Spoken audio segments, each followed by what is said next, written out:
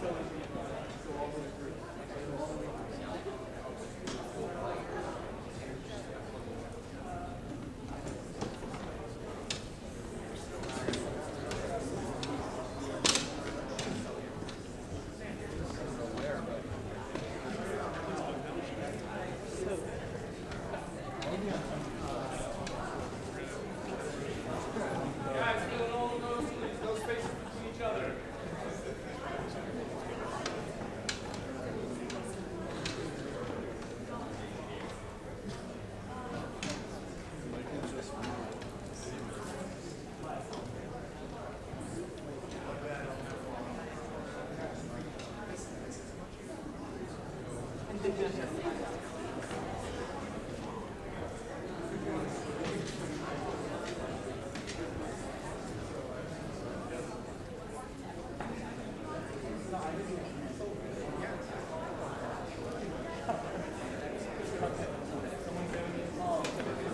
go right there. Yes, all the way down.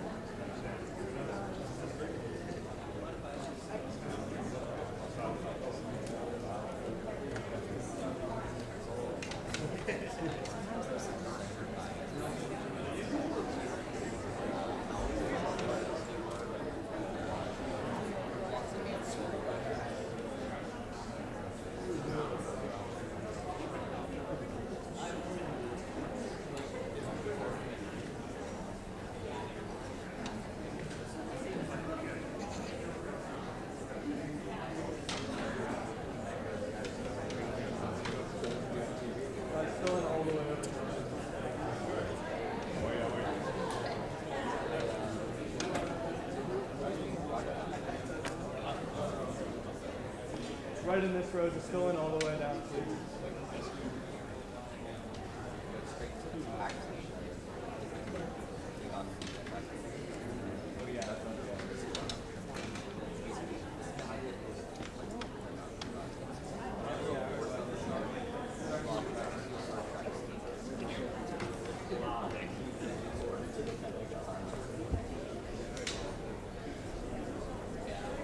Is it just you?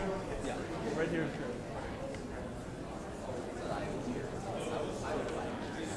That's good. Whatever.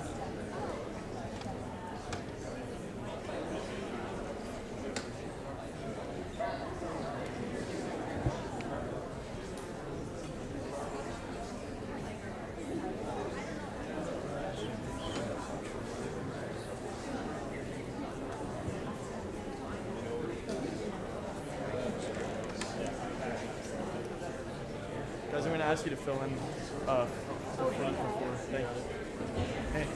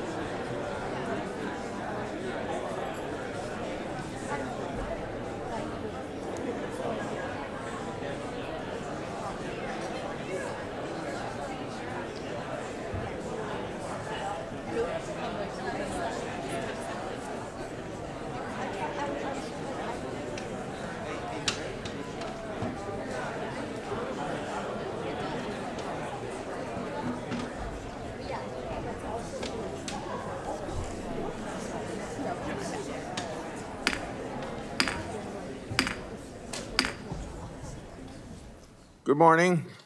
I'd like to welcome everyone to this judiciary hearing. We have multiple member statements today, so without objection, I'll introduce my longer statement into the hearing record. Today's hearing is about competency, corruption, and cover-up within the Biden administration. Simply put, the last administration was rudderless. From one crisis to another, the Biden administration failed and faltered. The partisan media did their best to cover up those failures. Having discussed these issues with my colleagues, Senator Cornyn and Schmitt, who requested to lead this hearing, all of us agreed that this committee must discuss this important matter. An important part of this discussion involves the last administration's weaponization of law enforcement against Trump and his associates, which was done to try and win an election. That too, they tried to cover up. Since I became chairman of this committee, my investigative work has exposed how weaponization was done. Look at the FBI's Arctic Frost investigation, which ultimately became one of Jack Smith's cases against President Trump based upon records that I've made public. The case's origin was anti-Trump FBI agent Tebow and his merry band of artisans and partisans. The records indicate that the opening of Arctic Frost was an intentionally designed vehicle by which the Biden administration would ultimately prosecute their primary political opponent, President Trump. Then I made emails public relating to the Biden administration's political investigation into Peter Navarro, Tebow, and his other anti-Trump agent, Walter Giardina, were also involved in that case. Whistleblowers have told me that Special Agent Giardina openly stated his desire to investigate Trump, even if it meant false predication. Whistleblowers have also told me that Jack Smith's deputy, J.P. Cooney, wanted to open more cases on Trump.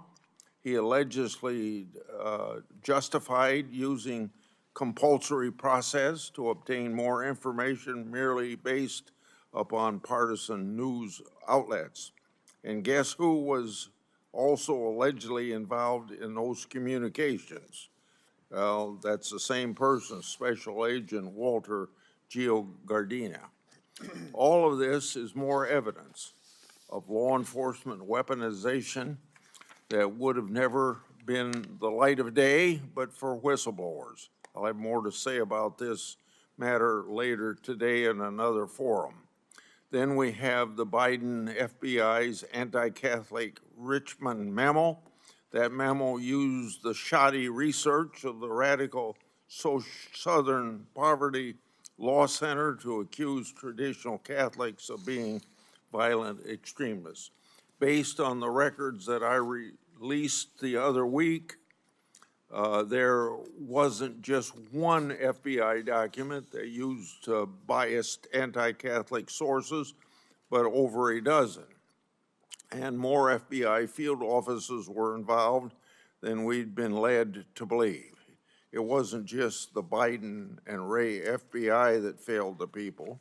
Recently, I released records showing that the Biden Health and Human Services also failed to address the backlog of over 65,000 reports expressing concern for unaccompanied children. This included 7,346 reports related to trafficking. 36 cases have been accepted by U.S. attorneys for prosecution, with 11 arrests and 3 convictions so far. The Biden administration had a responsibility to do right by the American people. By any metric, they failed. The question is, what did the president actually know or even understand, and who was actually running the government? But regardless, the buck stops with the president, and President Biden will have to answer to history for what's happened the last 4 years. Now I'm going to turn over the podium to, opportunity to speak to Ranking Member Durbin for his opening remarks, and after that, Senator Cornyn is going to take the chair, and Senator Cornyn and Chairman Schmitt are going to lead the rest of the hearing. Proceed, Senator Durbin. Thank you, Chairman Grassley. This committee has oversight responsibility over the Department of Justice, the Federal Bureau of Investigation, and the Department of Homeland Security. We have a constitutional duty to hold these agencies accountable with public hearings. By this date in my first year as chairman of the Senate Judiciary Committee, we had already held 2 major oversight hearings with Biden administration agency heads, including one with the FBI Director Wray on domestic terrorism threats. So far this year, the Republican majority on this committee has not held a single oversight hearing, despite numerous critical challenges facing the nation that are under our jurisdiction. In the last week alone, several events have demanded this committee's immediate attention. The horrific assassination in Minnesota, the treatment of our colleague Senator Padilla by federal agents in Los Angeles, and President Trump's unprecedented deployment of the U.S. military in Los Angeles. We should hear without delay from Attorney General Bondi and FBI Director Patel about what they are doing to address the unacceptable political violence in our country, including threats to Article III judges and justices, as well as members of Congress. And we need to hear from the Homeland Security Secretary Noem about the treatment of our colleague, Senator Padilla, and this administration's mass deportation campaign against immigrants. But instead of exercising this constitutional oversight duty, my Republican colleagues are holding this hearing. Apparently, armchair diagnosing former President Biden is more important than the issues of grave concern which I have mentioned. To take a few examples of the issues this committee should be addressing, the Trump administration has removed dozens of senior career prosecutors and FBI officials with decades of national security expertise, leaving our nation more vulnerable to terrorism and other national security threats. This should be explained to this committee. The Justice Department has diverted hundreds of law enforcement agents away from combating cartels, drug trafficking, and gun violence to participate in President Trump's mass deportation campaign. This should be addressed in an open hearing of this committee. The Justice Department is also turning a blind eye to corruption. The administration has gutted the Department of Justice's Public Integrity Session, which oversees political corruption, just as the president's shameful crypto scheme unfolds. And the administration has removed Department of Justice's career ethics officials and shut down the office charged with investigating misconduct by DOJ attorneys. With these internal checks gone and this committee asleep at the wheel, it's no surprise that Attorney General Bondi signed off on President Trump to accept Qatar's gift of a $400 million luxury airliner, despite the fact that the Attorney General was previously a registered foreign agent for the Qatari government. We are still waiting for her official finding on this gift transfer. And it's no surprise that Department of Justice official Emil Bove tried to strike a corrupt bargain with New York Mayor Eric Adams, dropping public corruption charges in exchange for the mayor's cooperation with Trump agenda mass deportations. When it comes to these historic, compelling issues, the GOP majority tells America to move along. Nothing to see here. Let's revisit this administration of a previous president in this hearing. Let's revisit a 20-year-old precedent on the use of an auto pen. And I know my Republican colleagues are eager to discuss President Biden's pardons. But why are they ignoring the actual pardon crisis that's taking place right now? President Trump's pay-to-play scheme. Last month, President Trump pardoned Paul Walczak, who pleaded guilty in 2024 to withholding over $7 million of taxes from his employees' paychecks and failing to pay them to the Internal Revenue Service. What warranted Mr. Walczak's swift pardon by President Trump? His pardon application explicitly cited millions of dollars his mother raised for President Trump's campaigns and other efforts to support the president. But that was not enough. It was 3 weeks after Mr. Walczak's mother attended a $1 million a person Trump fundraiser in April of this year that Mr. Walczak was miraculously receiving his pardon. And now he no longer must pay $4.4 million to the taxpayers of this country. That's one example of the many pardons granted to President Trump's wealthy donors and political supporters. Of course, these pay-to-play pardons are in addition to more than 1,500 January 6 rioters who received blanket pardon from President Trump, including 169 who violently assaulted law enforcement officials. And we're going to make a question of cognitive ability. I think we should consider what happened in Alberta, Canada, just this week, where President Trump was at a press conference with British Prime Minister Keir Starmer and said the following: "You all know the great PM of the UK, and we just signed a document." President Trump continued, "We just signed it so we have our trade agreement with the EU. Britain has not been a party to the EU for 5 years, but President Trump made a statement which clearly was wrong."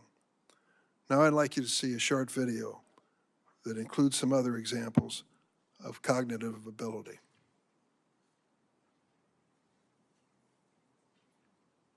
Don't you need to uphold the Constitution of the United States as president? I don't know. The windmills are driving the whales crazy, obviously. I have concepts of a plan. They're eating the dogs, the people that came in. They're eating the cats. They're eating the... I know about magnets is this. Give me a glass of water. Let me drop it on the magnets. That's the end of the magnet. The kidney has a very special place in the heart.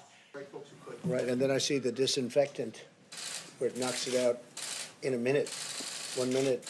And is there a way we can do something like that by injection inside or almost a cleaning? This is a tough hurricane, one of the wettest we've ever seen from the standpoint of water. When you ran out the healthy arms, you ran out of really healthy. They had great arms, but they ran out. It's called sports. It's called baseball in particular. Can't understand a word he's saying. Did you just see Maduro, Venezuela? It's unbelievable. Well, I don't know about it. I mean, obviously, I'm not involved. He wants to know why the proclamation was signed in the dark. I don't know when it was signed because I didn't sign it. Other people handled it. Do any of these statements raise a question of cognitive ability? You be the judge. If my colleagues are truly interested in issues of presidential succession and disability under the 25th Amendment, I would suggest they embark on this constitutional journey with a proposed amendment, not today's political adventure. I yield. Good morning.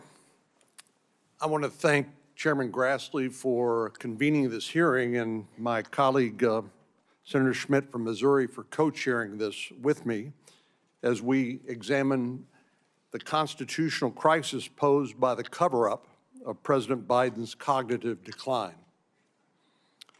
The U.S. Constitution provides, as we all know, for 3 co-equal branches.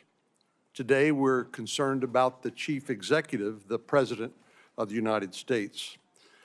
As we know, the chief executive, the head of the executive branch, enforces the laws, appoints high-ranking officials, serves as commander-in-chief of our armed forces, can issue pardons, and can veto and advocate for legislation. But what are we to do when the president is incapable of performing these duties? Last June, the American public saw with their own eyes what many knew to be true, but would not dare to admit publicly. Our sitting commander-in-chief was suffering from severe cognitive decline, as evident by this video, which I will now show.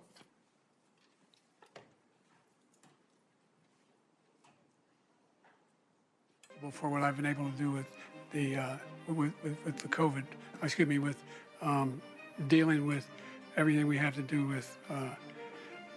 Look, if we finally beat Medicare, wants to get rid of the ability of Medicare for us to be able to negotiate. As we now know, there was a conspiracy to hide the president's true condition by his family, by his staff, by the media, and many elected officials. Jake Tapper and Alex Thompson, who co-authored a book entitled Original Sin. That book amounted to a mea culpa by the mainstream media, but they summed up the problem when they wrote this. Quote, "What the world saw at Joe Biden's one and only 2024 debate was not an anomaly. It was not a cold. It was not someone who was under or over prepared. It was not someone who was just a little tired. It was the natural result of an 81-year-old man whose capabilities had been diminishing for years. Biden, his family, and his team let their self-interest and their fear of another Trump term justify an attempt to put an at times addled old man in the Oval Office for 4 more years. So make no mistake about it, this was a constitutional crisis, bigger than President Biden, bigger than any single election, and one that cannot be absolved by the collective apology of the press and an election where the president's party lost. Current events, such as we are experiencing today in the Middle East, are a prime example of why we need a president with his full cognitive abilities, making important decisions involving war and peace. We should know, but we don't yet know, precisely what should happen when a president is unable to perform his or her constitutional duties. And that's the purpose of today's hearing. There are many unanswered questions from this scandal, questions that the authors of Original Sin failed to address in their book, questions that are foundational to the proper functioning of our government. We will address those here and shine a light on exactly what went on in the White House during the Biden presidency. We simply cannot ignore what transpired because President Biden is no longer in office. With a compromised president, our government's very legitimacy and capacity to function was undermined. The American people paid a price, from President Biden's handling of the border crisis to the disastrous events we saw unfold in Afghanistan. It's absolutely imperative that Congress grapple with these difficult questions, no matter how much our Democratic colleagues would like to simply sweep it under the rug. We need to know who was in charge during the last months of the Biden administration. Was it his wife, his chief of staff, nameless others? None of these people were elected by the American people, nor were they authorized by the Constitution and laws of the United States to carry out the duties of the President of the United States. The 25th Amendment provides a roadmap for succession in instances of presidential incapacity. Section 4 gives the Vice President and a majority of the President's cabinet the authority to challenge the President's ability to carry out the functions of his office subject to a vote in Congress. But in this instance, the Vice President and the cabinet, the very ones authorized by the 25th Amendment to question the President's capacity, They did nothing.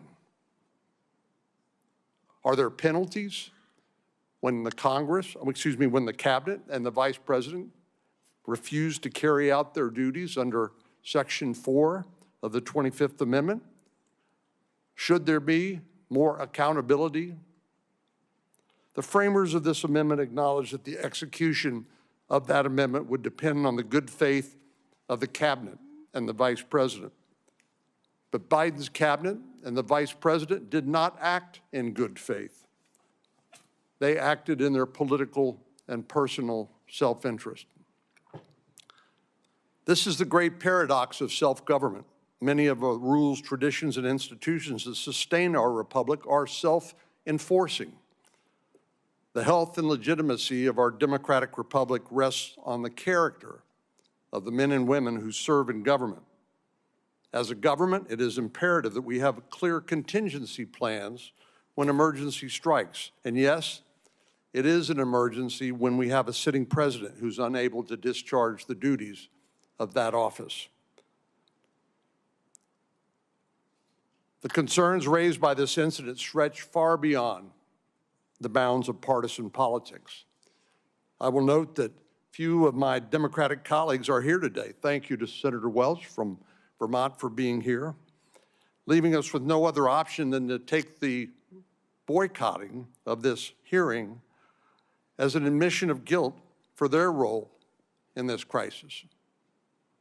We must not turn away from the search for answers, and it is not an overstatement to say that the future of our country could one day hinge on how we choose to act or not act on this very issue. I look forward to hearing from our witnesses this morning as we examine the difficult but necessary questions that must be answered from this monumental scandal. I yield to my colleague from Missouri, Senator Schmitt, who will now co-chair the hearing. Thank you. I do want to begin by expressing my sincere gratitude to Chairman Grassley for granting me the privilege of co-chairing this committee with my esteemed colleague, Senator Cornyn. The title of the hearing, Unfit to Serve, captures a sobering and undeniable truth.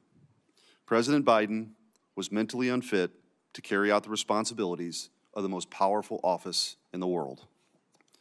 Given his mental incapacity, the American people deserve to know who was running the country the last 4 years. Today, as we seek to answer this question, it is deeply disappointing but not surprising that most Democrats on this committee have chosen to all but boycott the hearing and have failed to call a single witness. They have chosen to ignore this issue like they ignored President Biden's decline. Their absence speaks volumes, an implicit admission that the truth is too inconvenient to face. By refusing to engage in this critical examination, they abdicate their responsibility to the American people. This de facto boycott is not just a refusal to participate, it's a refusal to serve the American people who deserve answers about who is truly leading their government. President Biden's decline did not suddenly begin in June of 2024. It was a persistent and obvious truth that was evident for years to anyone who was willing to see it. This reality did not require special insider knowledge or investigative reporting to uncover. We didn't need Jake Tapper and Alex Thompson to tell us what millions of Americans could freely observe with their own eyes. The truth was glaringly obvious. Anyone who was paying attention could tell that the emperor had no clothes. Nearly a year ago, I took the historic step as the first U.S. Senator to formally call for the invocation of the 25th Amendment against President Biden. I sent letters to every cabinet secretary and the vice president laying out the urgent case. Our nation was effectively without a leader. The absence of a functioning president wasn't an abstract issue. It inflicted severe consequences on our nation, consequences that touched every aspect of American life. On border policy, our nation's borders were handed over to the radical left-wing element of the administration, throwing open our borders to 15 million illegal aliens, an unprecedented immigration crisis that pulled our nation into chaos. On foreign policy, haphazard and reckless decisions placed our warfighters in jeopardy, escalated conflicts around the globe, and led to a catastrophic humiliation on the world stage that claimed the lives of 13 American soldiers, including one Missourian, during the disastrous withdrawal from Kabul. On the economy, rampant inflation drove up the cost of life's essentials, making them unaffordable to countless hardworking families. In the realm of culture, the regime censored free speech, closed down churches, targeted traditional Catholics and parents at school board meetings, and let an unelected class of left-wing radicals degrade, attack, and lie about our history and our heritage. A poisonous anti-Western, anti-American ideology that had once been confined to elite university classrooms suddenly became the official White House policy. All of this was done not in isolation. It was sustained, defended, and covered for by an alliance of elite institutions, from the media to the so-called expert class to big tech to the federal bureaucracy itself. When we speak of collusion among elites, or the so-called deep state, we're accused of being conspiracy theorists. But this was no theory. It was plain and overt, out in the open for everyone to see. For 4 years, we had a president who could barely string together coherent sentences after 6 p.m. Yet, this glaring fact went unreported, undiscussed, and unaddressed. Why? Because the Democrat Party, corporate media, federal bureaucracy, and big tech companies collaborated to conceal the truth from the American people, not out of ignorance, but because it advanced their own interests. In the absence of a functioning president, chaos took hold. An empty vessel occupying the Oval Office becomes a puppet for those surrounding him. Many elected officials, including some in this chamber, have used autopens, a mechanical device that replicates a signature. There's nothing inherently wrong with that, so long as we are the ones actually making the decisions. But under President Biden, the autopen became a troubling symbol, a symbol of an absentee president and an executive branch directed by nameless, faceless aides that no one outside of Washington, D.C. had ever heard of and no one ever voted for. It was the autopen presidency, a government run by committee rather than a leader chosen by the American people. By contrast, love him or hate him, we all know President Trump is in command of his presidency, and he is the one calling the shots. It is plain as day that President Trump is actively making the decisions, whether announced via Truth Social or signature. Under President Biden, that transparency and certainty evaporated. We cannot confidently say that the decisions bearing his signature were the will of the president or his Politburo. That goes doubly for his social media posts, including his decision to drop out of the 2024 presidential election. We did not know if it was his decision or posted on his behalf after a palace coup because President Biden was mentally unfit to serve. The corporate media played an indispensable role in this cover-up, systematically suppressing discussion of President Biden's condition. As we will demonstrate in the video evidence presented today, dissenting voices were silenced, and the truth was buried. It was not a passive oversight. It was deliberate. It was a deliberate campaign to shield a narrative that protected the interests of the most powerful. Even members of this very committee, some of whom served alongside then Senator Biden when he chaired this very committee, defended his mental acuity for years. Now Jake Tapper and Alex Thompson offer a convenient narrative to absolve everyone involved.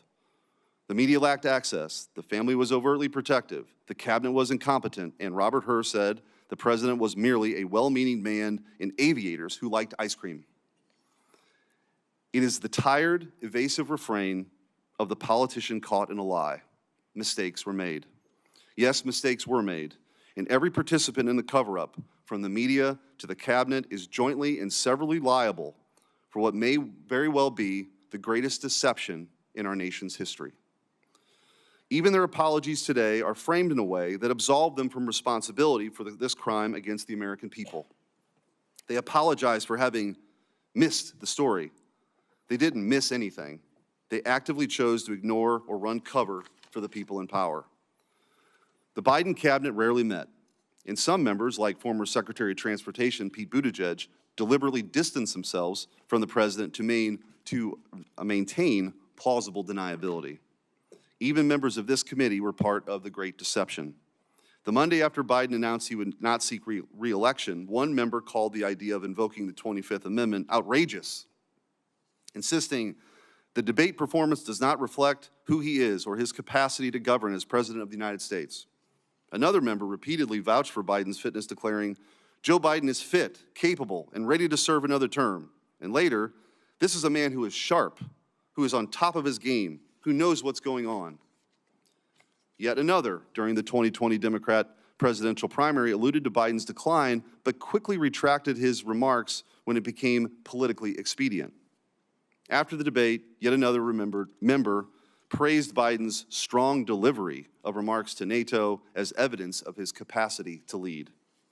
The purpose of this hearing is not to interrogate Biden officials or partisan reporters, though they should be held accountable. Instead, our focus is to identify and rectify the systemic weaknesses that allowed this situation to fester unchecked.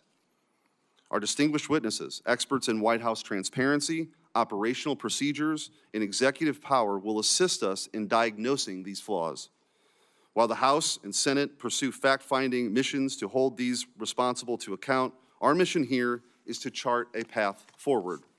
We cannot allow another weekend at Biden's presidency with its glaring national security vulnerabilities papered over by an autopen. The DC establishment might argue that the governance of a shadowy, unelected figures is a legitimate substitution for a functioning president. It is not. The American people cast their vote for a president, not a faceless apparatus. Article 2 of the Constitution vests immense authority in the President of the United States, a single individual. With that extraordinary power comes equally profound responsibility. At the Constitutional Convention, our founding fathers debated giving the President the title of Defender of the Rights of the American People. The security and well-being of the American people and their rights must take precedent over personal ambition. It is often said that power corrupts. I believe that power reveals. Over the past 4 years, this cover-up laid bare a disturbing reality. The left and the corporate media place their pursuit of power above the welfare of your families and your country. They dismissed your observations, urging you to not to trust your own eyes. We have a solemn duty to call this what it is, an abdication of constitutional duty. As was stated in Federalist 51, ambition must check ambition. If a president is mentally unfit to serve, we need a dependable mechanism to, at the very least, ensure that the truth reaches the American people. I look forward to the insights this hearing will yield and from our expert witnesses in the discussion that will follow. The public is counting on us to ensure this never happens again, because we won't always be fortunate enough to have a leader like President Trump who is so unmistakably in command. Senator Welch. Thank you very much. Senator Cornyn indicated the view of the hearing is that there was a constitutional crisis as a result of the cover-up of President Biden's decline. I believe there is a constitutional crisis. It's the collapse of Congress asserting its Article I authority to make decisions about the well-being of the American people. What has this Senate debated in the months that we've been here, other than nominations? Have we discussed the possible war with Iran? Have we had a serious discussion on the floor about the massive and mounting debt? Have we had any discussion about the abdication of congressional spending authority by the impoundment actions of an administration? Have we had a discussion about climate change that is causing havoc throughout the world? What we've done is gone to the floor and haven't debated. We've gone to the floor and voted on nominations. There's another issue of great concern to me, because I have enormous respect for my colleagues. Each and every one of us who was elected, it's the highest honor of our life. Each and every one of us came here because it is in our bones that we want to try to do something beneficial and make life better for the people we represent. And we have different points of view. But instead of this Congress debating those different points of view about oil exploration or about clean energy, about a good healthcare system, what we do is turn that debate into personal accusations of motivations, of cover-up, of conspiracy, of bad character, of demeaning folks who disagree with us. So we never get to the discussion about how do we have a healthcare system that works for the people in Texas, the people in Louisiana, and the people in Vermont. We never get to the discussion about are we going to deny the reality of what you know is true, climate change, and how do we address that in a way that maintains a strong economy and actually builds a strong economy. We get into the accusations that if you disagree with me, you're a left-wing radical. We get into these discussions that if you disagree with me, you're a Marxist. We get into these discussions that fan the perception of the people we all represent, who desire nothing more than be able to take care of the families, live with some security, make a contribution in the communities where they live. That if a person disagrees with you, they are a bad person. We will get nowhere with that approach. Now, so many of the things that happened in the Biden administration, I totally supported, and many of you totally opposed. Those are policy disagreements. He came in with COVID. We got through COVID. We can debate about how we did it, but that was an accomplishment.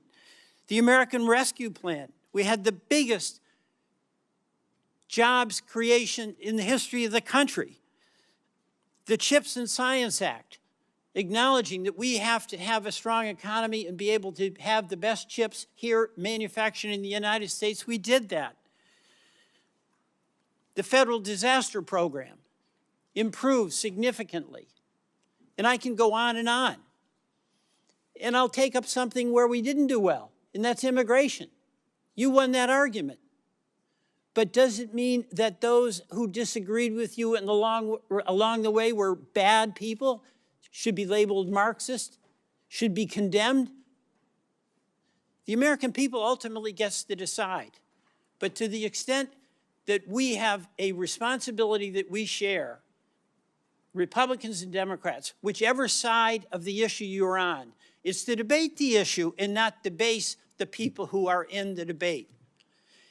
That's what I see as the crisis that we're facing in this Congress. Our refusal to engage in the serious discussion about the issues that are having such an impact on the people we represent. And I'm going to tell you what I think is a cover-up. I think this big, beautiful bill done by reconciliation, where by decision of the majority, not a single member of the minority who represent half of the citizens of this country can even be in the room when the terms and the policies are being debated. We are not there. That is what I call a cover-up, because our responsibility to the people we all represent is to debate health care, is to debate our budget, is to debate about the debt that we're going to be leaving future generations. And there is no debate in what is going to be decided in the private back rooms amid discussions, not even of all the Republicans, but of some Republican leaders.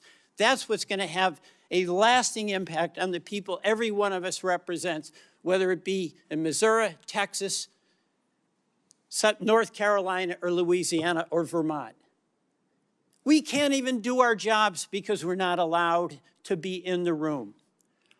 So, sure, we can enjoy the pleasure of looking back at the Biden administration and then getting into the weeds about when and where and how the president was acting at any given moment. But you know, I ask myself before I get into a debate and before I do anything, why am I doing it?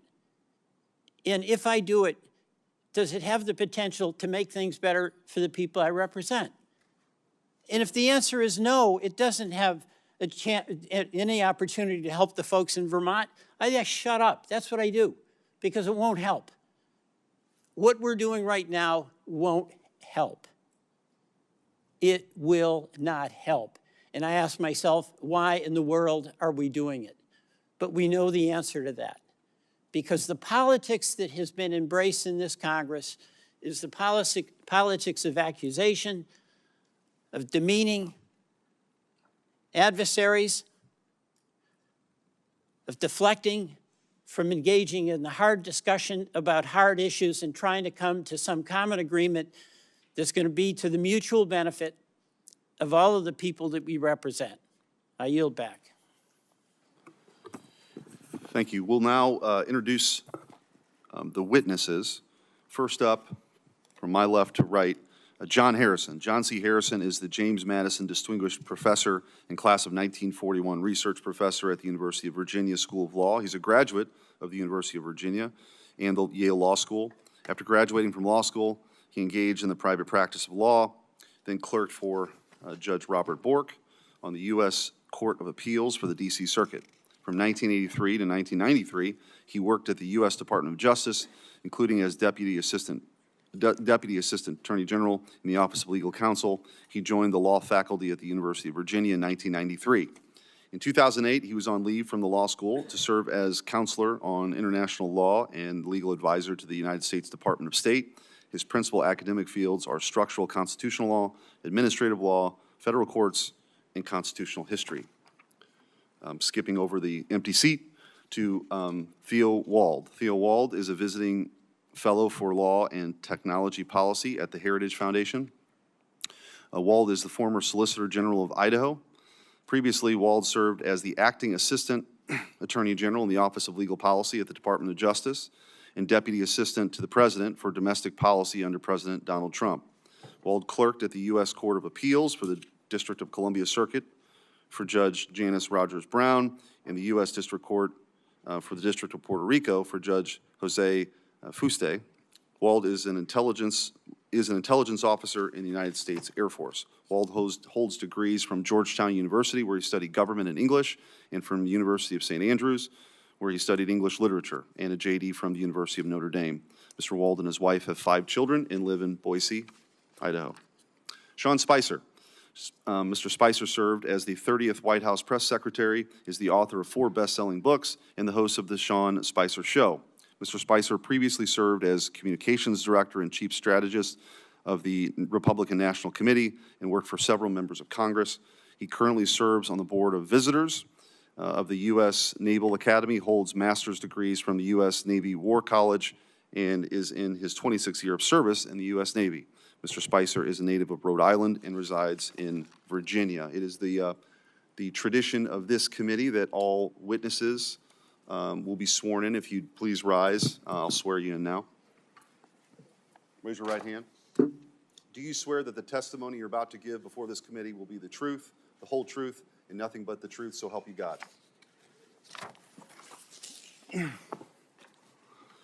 Thank you. And now we'll start with you, Mr. Harrison, with your opening statement.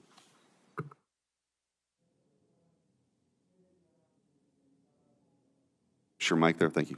Thank you, Senator Schmitt, Senator Cornyn.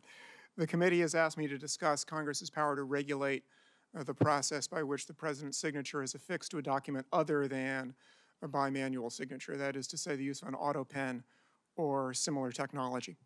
I have 4 points to make. The first is that the Constitution and the laws generally, when they require that the president act by signing a document, do not require that the president manually sign the document. The Justice Department's Office of Legal Counsel wrote an opinion on that subject in 2005, which is quite extensive, and I find it persuasive.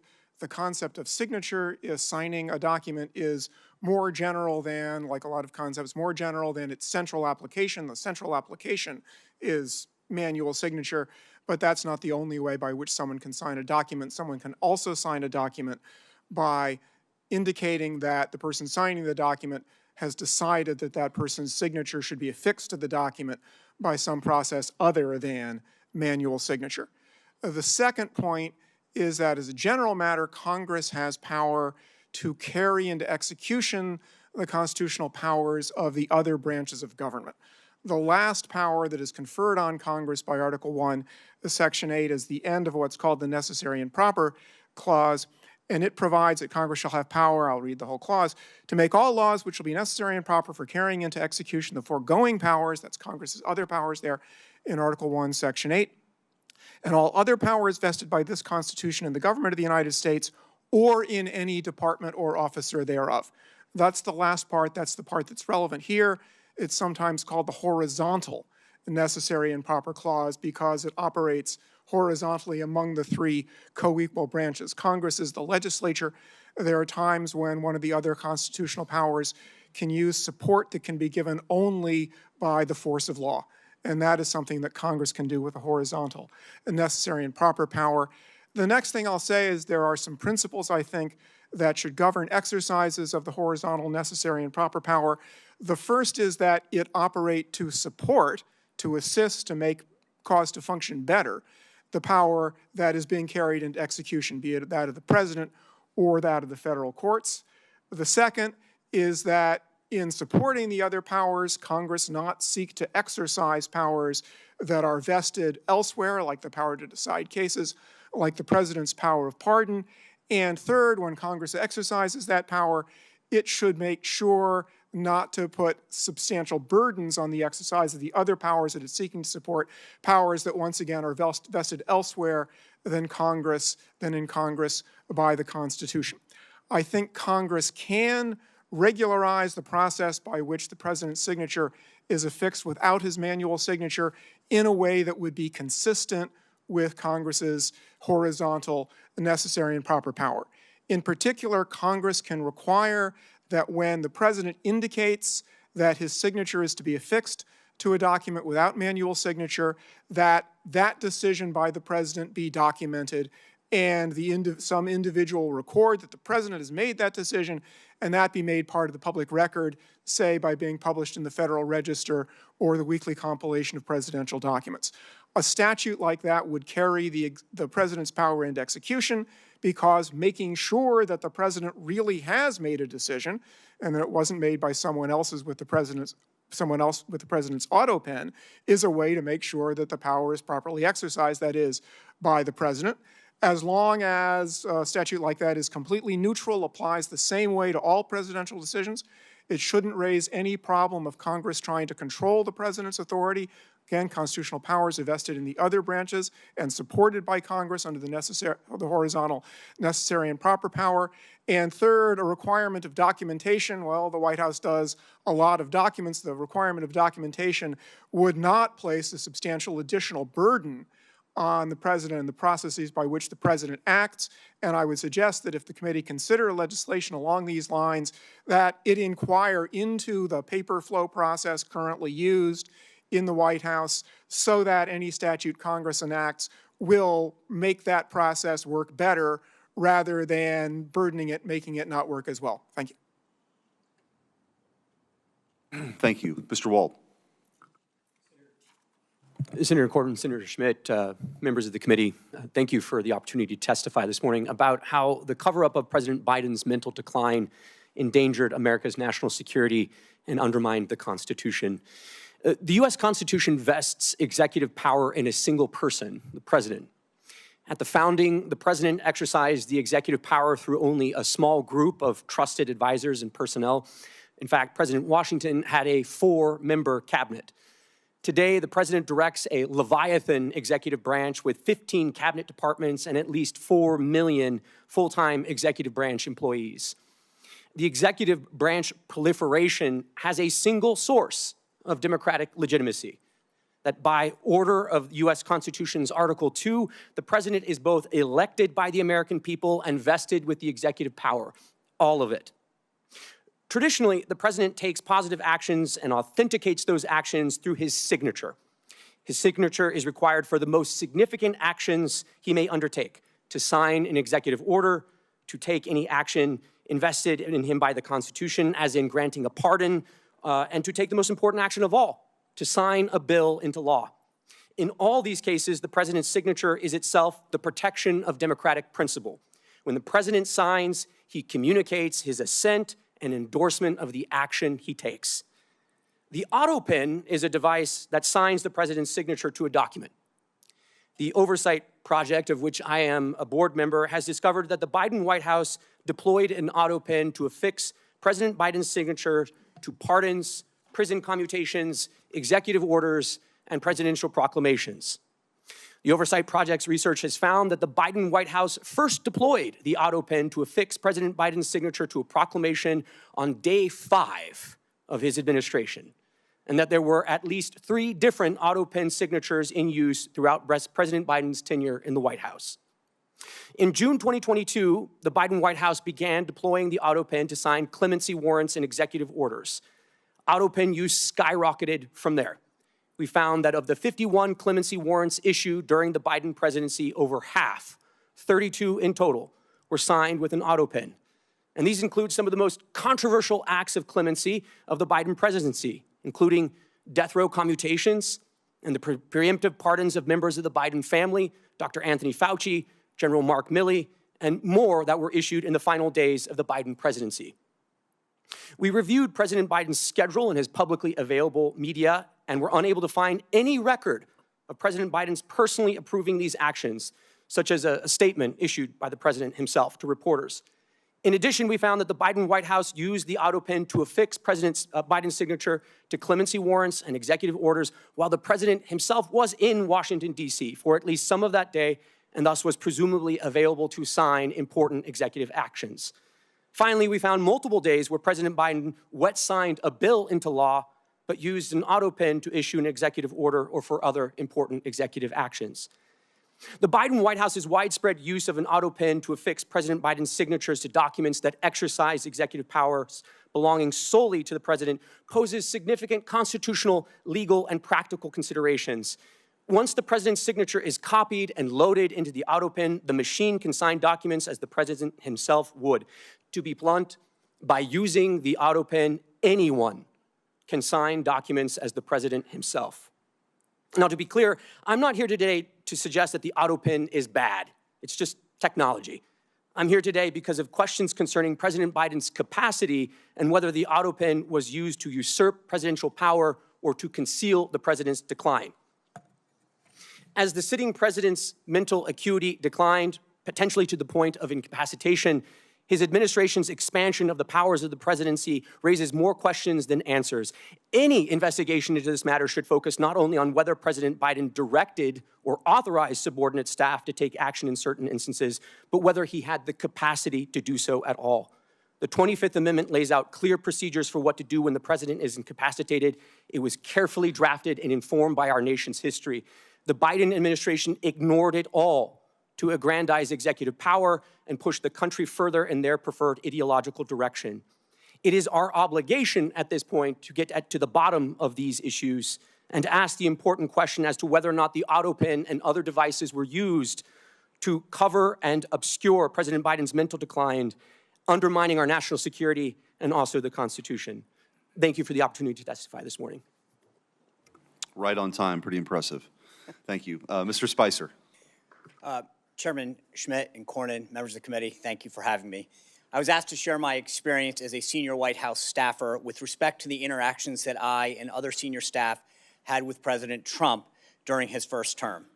During my tenure as press secretary, I interacted with the president multiple times every day. Most days I would talk to him by phone or in person early in the morning and then multiple times throughout the day, including weekends. For the most senior positions in the White House, those designated by the rank of assistant to the president, which includes the White House chief of staff, the White House counsel, and the press secretary, it is critical to have regular interaction with the president. The position of press secretary especially demands this type of consistent and intentional communication. I or any other press secretary, regardless of administration, could not do the job effectively without regular communication with the president. It was my responsibility to have the most up-to-date understanding of President Trump's position on policy, personnel, and everything in between. Admittedly, I made a couple of rather high-profile mistakes during my tenure.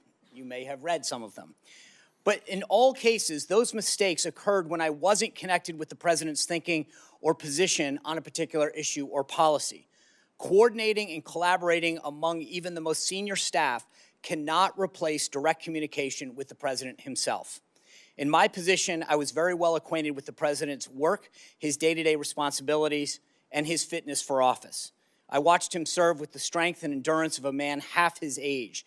As you can see on almost a daily basis through events, statements, and social media posts, he's up early and ends his days very late. Yet in several instances during his first term, the media questioned his fitness for office. Guests and so-called experts like Sanjay Gupta at CNN were called upon to speculate on the result of Trump's physical and mental well-being. The Washington Post ran hit pieces with headlines like, "The White House struggles to silence talk of Trump's mental fitness." Vox wrote, "Is Trump mentally unfit to be president?" NBC ran a story by the Associated Press that raised mental health concerns regarding the president. CNN's Brian Stelter questioned if members of the news media were, quote, tiptoeing around obvious questions about President Trump's instability. These headlines were not isolated instances. Most major news outlets ran with these ridiculous type of propaganda pieces. To use one of the media's favorite terms, these inquiries were without evidence. That brings us to the juxtaposition of how the very same media covered the Biden administration. To be blunt, the legacy media failed the American people. They failed to do their job. Many, rightly so, believe the media in this country is culpable in covering up the obvious decline of the 46th president of the United States. The scrutiny that was baselessly directed at President Trump during his first term was wholly absent from the media coverage of the Biden White House. The media lacked any sense of curiosity that would naturally stem from what the public could see with their own eyes. Even in the face of deeply concerning and public signs of President Biden's mental and physical decline, legacy media outlets were silent. Biden and his senior aides flatly dismissed the need for a cognitive test during his tenure, as had been requested of President Trump. Yet no protest was heard from the voices that were so critical of Trump. With the exception of a couple White House reporters like Fox News Channel's Peter Doocy, reporters generally refused to breach the subject at White House briefings. News outlets weren't the only ones complicit in covering up Biden's decline. Presidential staff would have or should have been interacting with Biden on a daily basis. At best, his administration was grossly negligent. At worst, Biden's staff actively concealed his fitness for office. When White House Press Secretary Karine Jean-Pierre said President Biden could run circles on her, there were only two possible conclusions: that she herself was in poor health and in need of medical assistance, or that she was lying. There is no question that a vast difference between how President Trump interacted with his staff and how President Biden did. Whether one supports President Trump or not, he is clearly the most accessible and transparent president in modern history, and there is no question who is running this country. The same cannot be said of President Biden. It is the president who is elected by the American people. The role of staff is to execute his agenda and policies. I thank the committee for holding this hearing so that going forward, the American people can have the confidence in who is running the country and making critical decisions. The American people deserve no less. Thank you for those opening statements. The minority did not call any witnesses for today's hearing.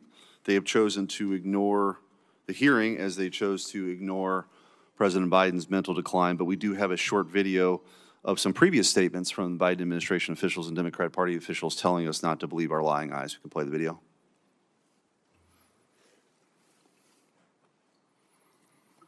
Does the president have the stamina, physically and mentally, do you think, to continue on even after 2024? Don, you're asking me this question. Oh my gosh, he's the president of the United States. You know, I can't even keep up with him. The most difficult part about a meeting with President Biden is preparing for it, because he is sharp, intensely probing, and detail-oriented and focused. I can testify because I've been working very closely with this president for the past 2 years. I've been knowing him for 30 years. And I'm telling you, this guy's tough. He's smart. He's on his game. Joe Biden has vision. He has knowledge. He has a strategic thinker. The president is focused. He's detail-oriented. He's always thinking about the big picture. He is engaging. He is capable. He has an incredible record as president. And I'm often with him on foreign trips. He's at the top of his game. So he has a vision, he has knowledge, he has judgment, he has a strategic thinking. I met with the president, I don't know, 5 or 6 weeks ago, and he seemed fine to me. I have complete confidence in the president. I have watched him expertly guide meetings of staff and cabinet members. I could not have more confidence in the president. I would just tell you that I meet frequently with the president, and every single time I meet with him, he is just fine. But he is, again, knowledgeable, wise. Incredibly sharp, incredibly probing, incredible command of the details. He is sharp. He is on top of things. There is nothing to these challenges, these suggestions that somehow he's not sharp and he's not capable. We see Joe Biden up close. We know how attuned he is to the issue. And you're going to see how smart he is and the experience he has. I say his age is an asset. Aha! He's wise. Yes, he's wise. He has wisdom. He has experience. And his experience, because of his age and his wisdom, has been invaluable to this country. A lot of countries, people who've been in office a longer period of time are praised for their wisdom. I have seen a lot of 72-year-olds not as capable as this 80-year-old. It is hard for us to keep up with this president. His mental acuity is great. It's fine. It's as good as it's been over the years. He's fine. All this right-wing propaganda that his mental acuity has declined is wrong. And this kind of sense that he's not ready for this job is just a bucket of BS that's so deep, your boots will get stuck in. Yeah. Okay. Professor Harrison, I do want to ask a couple questions. I just want you to presume for a moment that, that a pardon was issued under President Biden's Autopen signature, but issued without his direction. It comes to light that that he actually didn't direct it. A member of his staff used the Autopen for a pardon. What recourse is available under those circumstances? Well, Senator, I think there would be two questions. The first has to do with whether, and I can't answer it other than to identify the question, which is to say sometimes documents that are properly authenticated are treated as having been validly issued even when they're not. That can happen. There are legal rules that produce that result, and I don't think there is such a rule about a pardon, but I would have to inquire into that again because there are such rules. The other thing I'd say is that for a pardon particularly, the only situation I can think of that clearly would bring into question whether the pardon was valid, which was the first question, was if the government sought to prosecute someone and the person who purportedly received the pardon offered the pardon as a defense, then the government might say that no, the pardon was invalid and therefore you weren't pardoned, you're still subject to prosecution. There might be some other way for a question like that about a pardon to come up. I can't think of another, but that's the one I can think of. So from your perspective, let's just say that if there isn't any other legal recourse other than the one that you sort of brought up, what advice would you give to this committee or this Congress or this Senate to address that? What remedies could the legislative branch enact?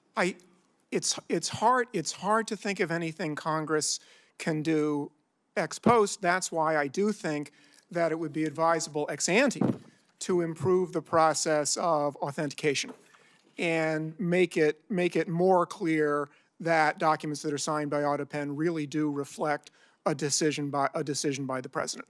That done in advance will make whatever the authentication system is more reliable. Mr. Wald, given sort of the role that you played in trying to provide more transparency of what happened during the 4 years under Joe Biden, who was running the country under Joe Biden? Let's just take the last 2 years. It's a great question, Senator, and at some level, I'm not the right witness for this hearing. I mean, there should be members of the media here, maybe some of your Senate colleagues who had known the president over the years and obviously had close proximity during the time of his administration, and obviously his staff. I think, sort of align with your previous question, there is a real consideration here on authentication. And in my time in the first Trump White House, there was an exhaustive process to determine how paper flowed into the Oval and when the president had given his assent to a certain action. That was through, in fact, 2 different policy channels, the staff secretary, and then there was also an office, essentially of policy management, guiding the flow of documentation. If the Biden administration staffers and personnel wanted to put this to bed, they could very easily dispel all of this by saying, here are the documents that show the president assented to these actions. The Trump administration would have that. Previous administrations would have that. And if that's not there, then there is cause to improve the way that executive branch employees authenticate actions undertaken by the president. Yeah, I mean, the president actually performing the functions of president is kind of an important thing in our constitutional order. You had, kings used to affix their seal to show that this was an official declaration from the sovereign. In this country, the sovereign are the people. They delegate, the authority to their elected representatives. And as you mentioned in your opening statement, there's only one person elected by everybody. So that signature, this is not just a small point, that signature issuing a pardon for someone who'd been convicted of a crime, or in the case of Joe Biden, these preemptive pardons, which are sort of unprecedented, is a big deal. And I think that's part of the reason why we're here today. Mr. Spicer, I wanted to ask you, you alluded to this, but the media, so desperate to make sure President Trump never got back into office. Of course, you saw the lawfare that took place, but then, of course, this narrative that Joe Biden was fine, don't believe your lying eyes, until that they couldn't deny it anymore based on the debate. Could you just kind of compare that to your experience when you were, press secretary for President Trump, to sort of the inquiries that were made daily about his mental acuity versus the inability to do that during the 4 years under Joe Biden? Senator, in many cases, there was no inquiry. They would just run with a story, having guests on that would question his physical or mental acuity, speculate on it, bring guests on that would speculate it. We would often then push back on those kind of stories. That's in vast contrast to the lack of any kind of curiosity that existed throughout the 4 years of President Biden. And I think the difference was they would seize on the simplest thing with President Trump, whereas in President Biden's case, there was multiple issues of physical, mental confusion, him going in the wrong direction, him falling down, him misunderstanding an event or not being able to finish the sentence. That was never the case with President Trump. They were almost manufacturing instances in his case without actually trying to get to the bottom of a story or inquire within the press office to get our response. They would go with the story, then we'd push back. With Biden, my understanding from the conversations that I would have with the media is they would never ask. They just literally were basically afraid to go there. Senator Cornyn. Professor Harrison, it strikes me when talking about the Autopen, there are really 2 issues. One is the mechanical use of an Autopen in lieu of an actual signature by the president. But it seems to me that we're confronted with more important or more fundamental issues is, did the president know that the Autopen was being used for that purpose? And so one would be if somebody stole the Autopen and was signing pardons on behalf of the president, but what we're confronted with here is really the capacity of the president of the United States to understand what he was supposed to be doing. And just thinking about other areas of the law where capacity is important, and whenever it comes to people writing a will, let's say, for example, disposing of their property to their children and grandchildren, occasionally there arises the issue of testamentary capacity by the person disposing of their property. And generally speaking, to have testamentary capacity, that person must understand they're signing a will, they comprehend the nature and the extent of their property, they recognize their relationships with potential beneficiaries, and understand how the will disposes of their assets. So why can't we have a similar inquiry into the executive capacity, let's say, of the President of the United States to actually know what he or she is doing? Senator, you're absolutely right that question, whether the president or somebody else who holds official power has the legal capacity to exercise it, is distinct from authentication of documents. Authentication of documents is important, but capacity is another question. With respect specifically to the president, I think the answer there is, and this may be out of the frying pan into the fire kind of answer. The answer there is Article 2 and then the 25th Amendment deal with the situation in which the president is unable to exercise his powers and duties. And I think it's a reasonable inference, although the Constitution doesn't come out and say this, that a president who is not determined to be unable through now what's the 25th Amendment process for making that determination. There's no process in Article 2 itself. The 25th Amendment added something. A president who has not been, pursuant to the 25th Amendment, determined not to be able to exercise the powers and duties of the president is presumed to have capacity to do that. I say that not on the basis of any sort of, other than practice, that's the way it's been for a couple of hundred years, but I think that is a reasonable inference from the fact that the Constitution does make a provision about what happens when the president's unable, and the 25th Amendment then provides a process to determine by which the president's unable. Mr. Wald, following up on Professor Harrison's answer, the 25th Amendment requires actions by the Vice President and a majority of the Cabinet to declare the President incapacitated, incapable of carrying out his or her duties.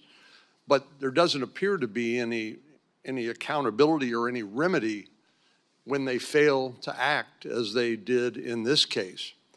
Some have suggested that there may be potential crimes committed by members of the Cabinet for failing to act, basically suborning perjury,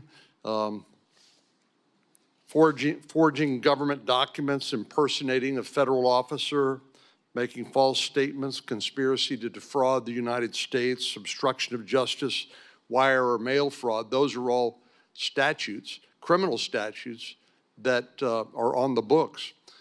Do you think there's any application of any of those criminal statutes to the circumstances of the Biden presidency and his incapacity and the failure of those persons, only persons authorized to question that incapacity under the 25th Amendment, the failure on their part to act?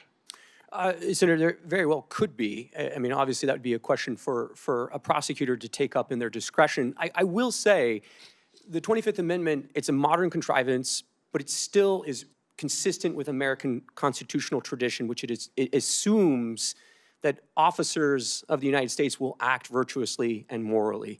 And the idea that members of the Cabinet would go to the length of avoiding the Oval Office so as to abdicate their responsibility to verify the appropriateness of the president's acuity or the ability to authenticate actions taken by the president. If that's not a constitutional scandal, I mean, honestly, I don't know what would constitute such. So yeah, I mean, I think there could be the potential for crimes, but moreover, the 25th Amendment can only function in its procedural mechanisms if people are actually willing to call a spade a spade.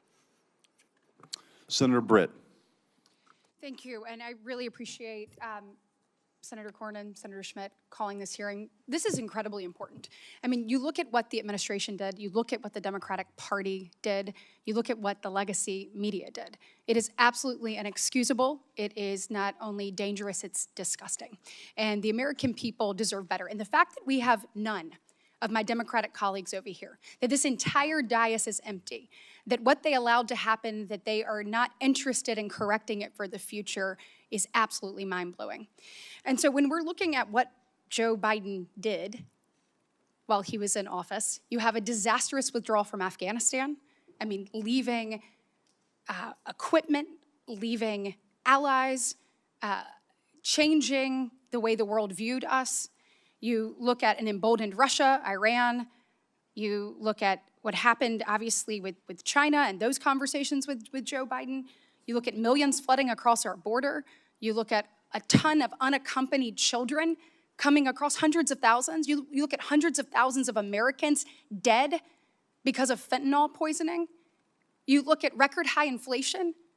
Who was in charge? And the fact that not one Democrat colleague can show up and try to get answers to that, I hope the American people see that for exactly what it is. And so my questions to you is, how do we prevent this in the future? So we know that the 25th Amendment in the 1960s, we take a look at that. Section 4 was purposefully vague to allow for some flexibility. Clearly, it either didn't work or we have some people we need to hold accountable for not stepping up. So I want to know from you all, what do we need to do? Do you think that there need to be more guardrails when it comes to Section 4? Do you think that we need some more standards to evaluate that? And if so, what should those standards be? And Professor Harrison, I'd like to start with you. Senator, this is the question about further implementation of the Section 4 is one that has not received a lot of attention because fortunately, the country has not needed it very often. I think that this is a situation in which Congress's power is pretty limited because the Constitution, by design, put a somewhat vague but nevertheless meaningful concept, which is ability on the part of the president to act and it also means in the good hands of faith. a political process. That's the Yes, last thing and I'll good say. faith. Yes. And I don't think, obviously, we don't have that here. Mr. Wald, do you have any opinion on that? Yes, Senator. So you said, should we hold folks accountable and should there be some reforms? The answer would be both, yes. So, you know, your colleague on the Democrat side who did attend, Senator Welch, said, hey, this is just kind of retrospective. We need to move on. I would strenuously disagree with that. The only ability to move forward is if there's an accounting of what was undertaken under the Biden staff, the Biden personnel, the bureaucrats, and the cabinet. And one thing I'll just say is this very issue was debated by Republicans in 1988 in the Miller Commission report at the University of Virginia. Republicans had the open and honest, transparent discussion about the end of the Reagan presidency and whether or not there were other guardrails that needed to be imposed on the 25th Amendment. Some discussions were about the inclusion of a mental health professional on the White House medical team, whether the Surgeon General should oversee the inclusion of medical reporting as part of Section 4, Clause 4 of the 25th Amendment. All I'll say is all of those things have been set aside.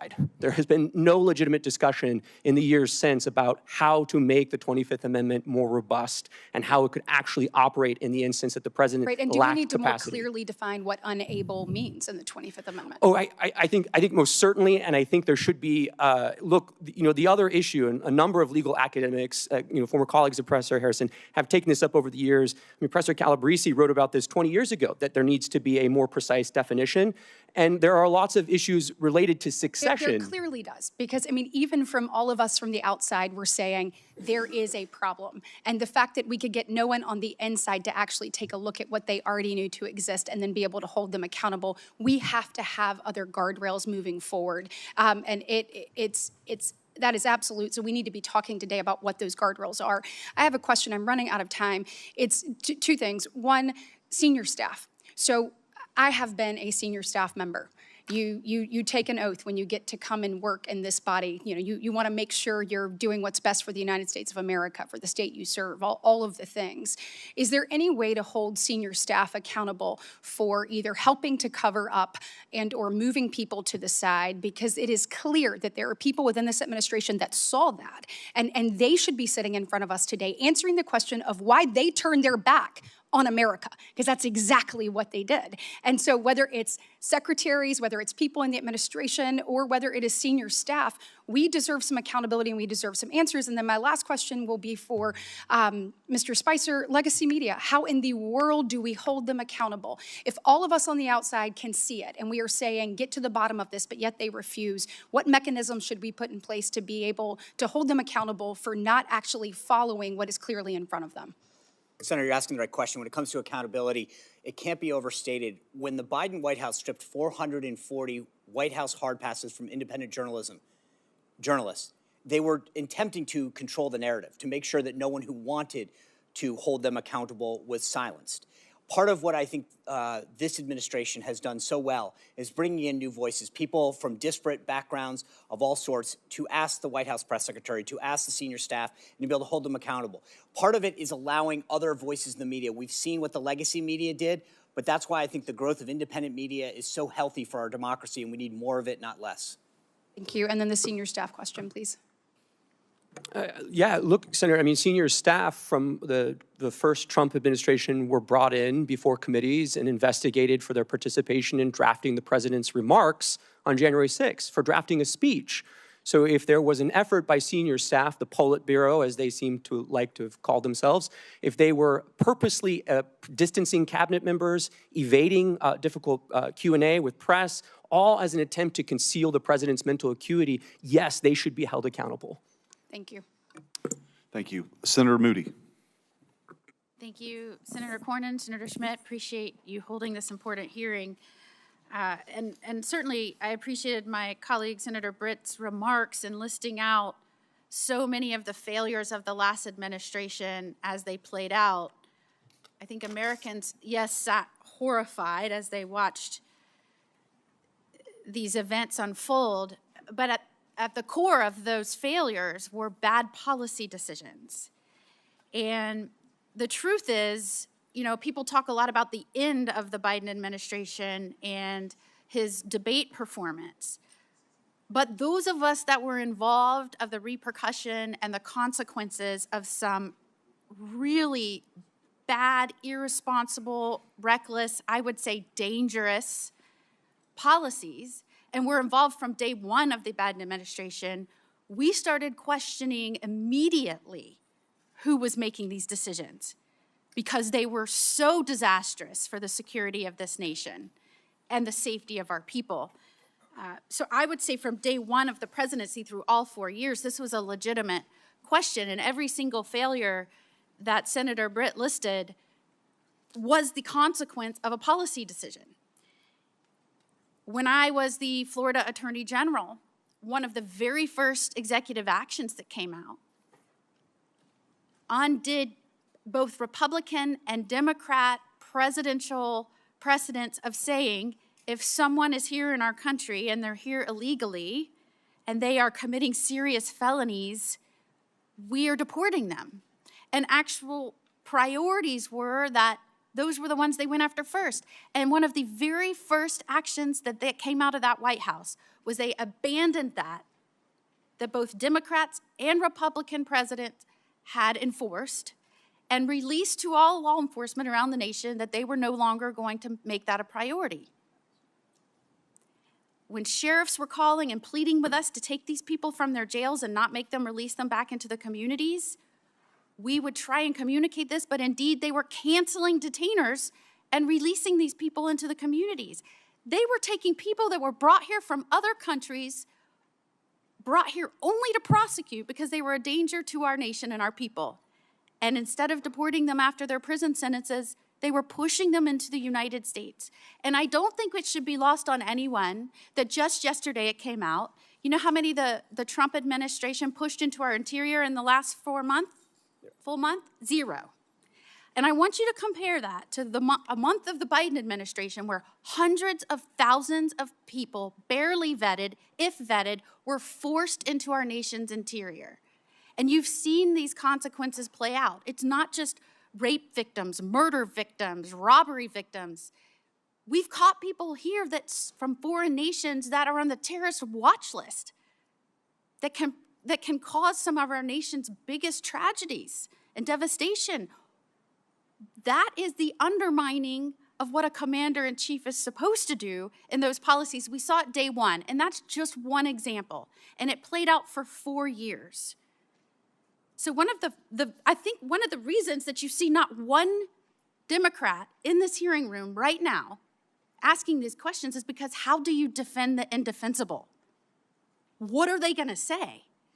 I mean, there has never been a more reckless, negligent administration that I can remember in my lifetime.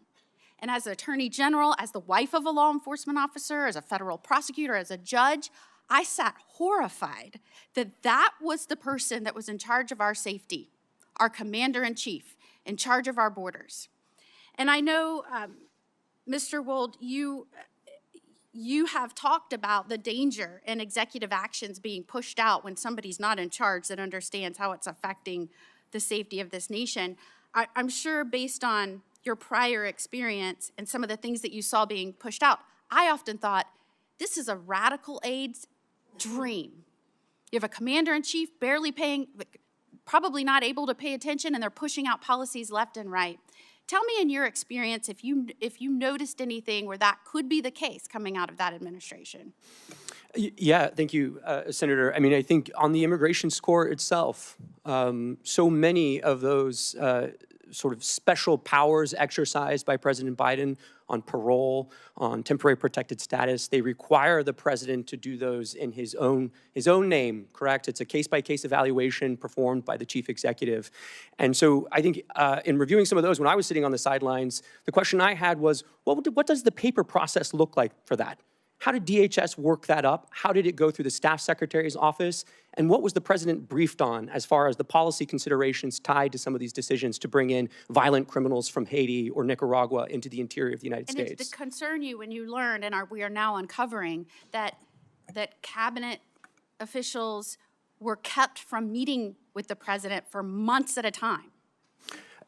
Look, I mean, if you go back through our history, Senator, so Grover Cleveland, Wilson, FDR, JFK, President Johnson, President Biden, it's almost a Democrat sport to keep from the American people the health and acuity of the chief executive. They've been doing this for a long time, but this is of another level, especially as Mr. Spicer was mentioning, the complicity of the national media in obscuring this, but also that cabinet officers would go to the lengths of avoiding interacting with the chief executive because they were fearful that they would have to speak to his diminished capacity.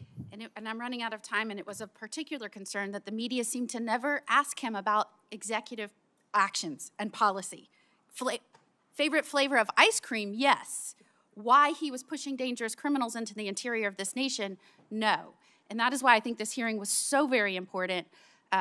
What was coming out of this administration was a radical wish list, and certainly you can see it, what has happened to the consequences playing out right now, and now I think we're all seeing why. Thank you. Senator Blackburn. Thank you, Mr. Chairman, and I'm so pleased. I joined my colleague from Florida in saying it is time that we have this hearing. All across Tennessee, I hear from people every single week that say, what was really going on in the White House, and why would no one say anything when with your very own eyes you could look at any of the footage and see what was transpiring with President Biden. And I think the fact that many of his own cabinet members knew that he was not fit to serve and that there was a cabal behind the curtain who was making all the decisions. It is so offensive to the American people. And it's not something that is a partisan issue. As I talk with Democrats, many of them have lost faith in what they thought was going to be a very moderate Joe Biden administration, and it turned into be the far left Bernie Sanders version of the Democrat Party that was using the Autopen and making decisions and committing our great nation to policies that the American people did not support and would never have supported. And I fully believe that because of that overreach and that flippant attitude that much of his staff had toward the policies of this nation, to people in the administration that chuckled about tossing gold bars off the Titanic. They knew they were going down. They knew they were going to be found out. And they probably knew at some point there would be a hearing like today, and the other side of the dais would be completely empty because no one can defend what they did. Mr. Wold, I want to come to you for a moment and talk about something that was really a disturbing revelation from the Tapper Thompson book. And you know, this is part of the thing. Now we're finding out the media was all a part of the joke. They were part of the ruse. They were part of the fraud that was pushed forward. A Biden staffer told the authors that Biden just had to win and then he could disappear for 4 years. That's all they needed to do. And, you know, the following statement was he'd only have to show proof of life every once in a while. And as I had a Tennessean say to me, when they had actually downloaded this book and read it, and then they said, you know, how stupid do they think we are? And the disrespect this administration showed to the American people. Why is it that the American people appreciate that President Trump goes out and nearly every day is taking questions and answering questions? Is because they have now found out that these staffers were willing to do undemocratic things, as using their term, to keep the president in office, to keep Biden there. They were willing to do undemocratic things, unlawful things. So, Mr. Wohl, let's talk about that behavior and how that undermines the faith of Tennesseans and all Americans in our public institutions, because they could see what was happening, but they were being lied to by people in the White House who were probably then running in their office and saying, well, we pulled it off another day. Yeah, Senator, I mean, this is a theme you've talked about for many years, which is the executive branch is enormous. I mean, there are close to 1,000 employees in the executive office of the president. There are nearly 4 million full-time federal employees throughout the 14 departments that the president oversees. Executive power as accountable to the people of this country really manifests in two ways. The power of the president to remove bureaucrats and to fire them, and to affix his signature to official actions that he undertakes. So when the Washington establishment says something to the effect of, well, democracy dies in darkness, yes, it does when there are staffers, the media, cabinet officials, senior advisors to the president who all create a covering sort of shroud of darkness that obscures who is actually making the decisions. And one other thing I'll just say very quickly, a number of your colleagues on the Democrat side have said, well, there's an OLC opinion here. We don't need to talk anymore. There's an OLC opinion. It says you can use the Autopen. The opening paragraph of that OLC opinion says you can use the Autopen, but only when the president directs that you do so under his decision-making power, right? It is very clear again and again that the president actually has to make the decision. That cannot be delegated to a staffer or an advisor. And there's no indication here that anyone other than staff were making these decisions. Thank you, Mr. Chairman. Thank you. Senator Hawley. Thank you, Mr. Chairman. Thanks to all the witnesses for being here. You know, the visual, sometimes it really is true. A picture speaks louder than words. It's worth 1,000 words. And here, all you have to do is look over at this side of the dais to see that the stone wall continues. I mean, from the party that lied to this nation for 4 years, let's just take a look at some of the things that our colleagues said on the Democrat side when their own Justice Department was concluding that Joe Biden, who, let's not forget, illegally took classified documents and kept them in his garage, in his freezer. I mean, Lord knows where. He just certainly didn't know. Their own Justice Department interviewed the guy and concluded he could not form the requisite mental state to stand trial. He did not have the mental ability to stand trial. And what did our Democrat colleagues say? Vice President Harris says, oh, no, the way that the Hur report characterized the president is so wrong. The president's demeanor is totally fine. Senator Smith, what the Hur said about the president not remembering his son's death, so unfair. Senator Kaine said this is grandstanding. Senator Fetterman said it's just cheap shots. You had other senators saying, Senator Ossoff in February of 2024, saying, and I quote, I found the president to be sharp, focused, impressive, formidable, and effective. In June 2024, Congressman Jeffries insists Biden was, and I'm quoting again, incredibly strong, forceful, and decisive. Where are they now? They don't want to answer for any of those quotes now. They lied to us for 4 years, and we know they lied. They know they lied. It's why they're not here. They don't want to answer a single question. They can't bear to show their faces in public. And you know what? It's right that they can't do that, because the bill of goods they sold this country, they walked this country right into one of the greatest constitutional crises of our history, And now they are afraid to even show up to admit it. These are people, and this is a party that cannot be trusted with power, that cannot be trusted to tell the truth, the most basic truth. They all changed their tunes after Joe Biden debated President Trump, and the whole world could see he couldn't even form a sentence, that running this guy for president again is a form of elder abuse. My, how they changed their tunes after that. Now they can't even show up in public to talk about it. This is embarrassing. But worse than that, it's dangerous. It is dangerous for this country. Mr. Wold, I want to pick up on something you just said a second ago about the OLC and their opinion as to when an Autopen can be used. Just be clear about this. Autopen means not signed by the person.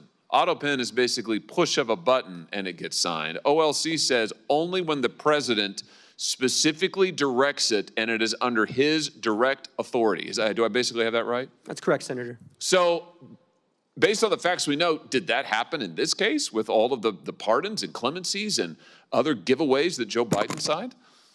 Assuming that the Biden White House complied with sort of traditional practice of presidential administrations and that there was record keeping either from the staff secretary or others, there should be records to indicate either through covering memorandum or briefing books where the president would have signed his signature authorizing this decision. None of that has come forward. That would be very easy to dispel some of these concerns. And I think what we're seeing here is really the Autopen is best understood as sort of a tool of executive convenience. Hold on just a second. You just said something very important. I want to emphasize that. So what you're saying is that there should be, for every time that Biden authorized the Autopen, there should be a record of that. And he should have had to have registered his personal consent to using the Autopen. Is that basically correct? I think to put it another way, I would say in the policy paper flow to the Oval Office, there should be a record of what documents are presented to the president when and when he gave his assent to the actions that are listed in those documents, whether it's a judicial nomination or it's a statutory response to Congress. Well, I think the answer is we need to get those documents. And I just say to our friends in the media over here, you guys need to be asking for those documents, and we need to be asking for them, Mr. Chairman. We need to see those documents. And the president, the former president now, can certainly choose to release them. I'm sure they're part of his personal papers, right, Mr. Wold? And that's correct. And the first place to start would be the staff secretary's office under President Biden. Oh, so here's the trail. If you want to know, if you want an answer to the question, did Joe Biden actually assent to the use of the Autopen and you think of all the people he pardoned, he granted clemency to, murderers, drug dealers, child rapists. Let's find out, did he actually authorize it? There should be a record of it, is what we've learned today. Thank you for that testimony, Mr. Wold. There should be a record of it. So this is a binary question. It's not, oh, we don't know, gee, it's hard to say. No, actually, we can find out. So right now, today, I call on President Biden, former President Biden and his staff, release the documents. You have them, you know you have them, release them. If what you did is legal, and if you're really not embarrassed about it, and you think it was totally constitutional, release the paper flow. Show us the documents where the president authorized the use of the pen for every single pardon and clemency and stay application. Let's see it. Let's see all of it. And if you won't do it, we should subpoena those documents, and we should find out the truth of who was really running the White House, because I think we can see it was not Joe Biden. Thank you all for being here today. Mr. Wold, thanks for your testimony. Senator Kennedy. Thank you, Mr. Chairman. Gentlemen, I want to try to separate policy and politics for a second. I know it's hard to do around this place, but I thought Senator Cornyn made a very good point in his opening remarks. I think Senator Schmitt made the same point that the policy here is very important. And I want to ask you your opinion on the policy. Professor, tell me briefly, I know you came to talk about auto pens, but tell me briefly about the 25th Amendment. Senator, the 25th Amendment provides the process by which to implement a principle that's in the original Constitution, which is when the president's unable to exercise the powers and duties of the presidency, somebody else exercises them, starting with the vice president. The 25th Amendment sets up a process by which, if there's a question whether the president is able to do that, the vice president and the heads of the executive departments can temporarily basically put the vice president in as acting president, and then Congress ultimately decides the question. Well, the standard, is it not, Professor? The standard is disability of the president. Is that correct? Unable to exercise the powers and duties. Okay. Yes. Here's what I would like your opinion on, and the opinion of these two gentlemen here. You have all been staffers. You've worked in government. You've had a boss. In Mr. Spicer's case, his boss was the President of the United States.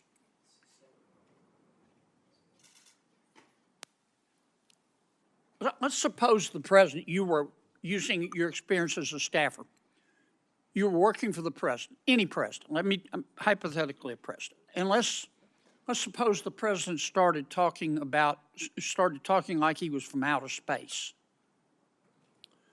Let's suppose the president became fatigued very easily. He couldn't finish a sentence without taking a nap. Let's suppose the president, he was just physically in bad shape, mentally and physically. Mentally, he may or may not have, you're not a doctor, neurodegenerative disease, but physically you can see you could bake a Thanksgiving turkey in the time it takes him to walk across the stage. Do you think, as a member of his staff, what do you think is your moral obligation to say, wait a minute, the president can't do the job anymore? I know you're loyal folks. You believe in your president, this president, whichever president. I'm speaking hypothetically. You're loyal. You want to be a good staffer, but you also have a moral obligation. How do you reach that decision, Professor? And I'll go to each of you. Senator, I think the first thing you would have to do in a situation like that is exercise your own judgment.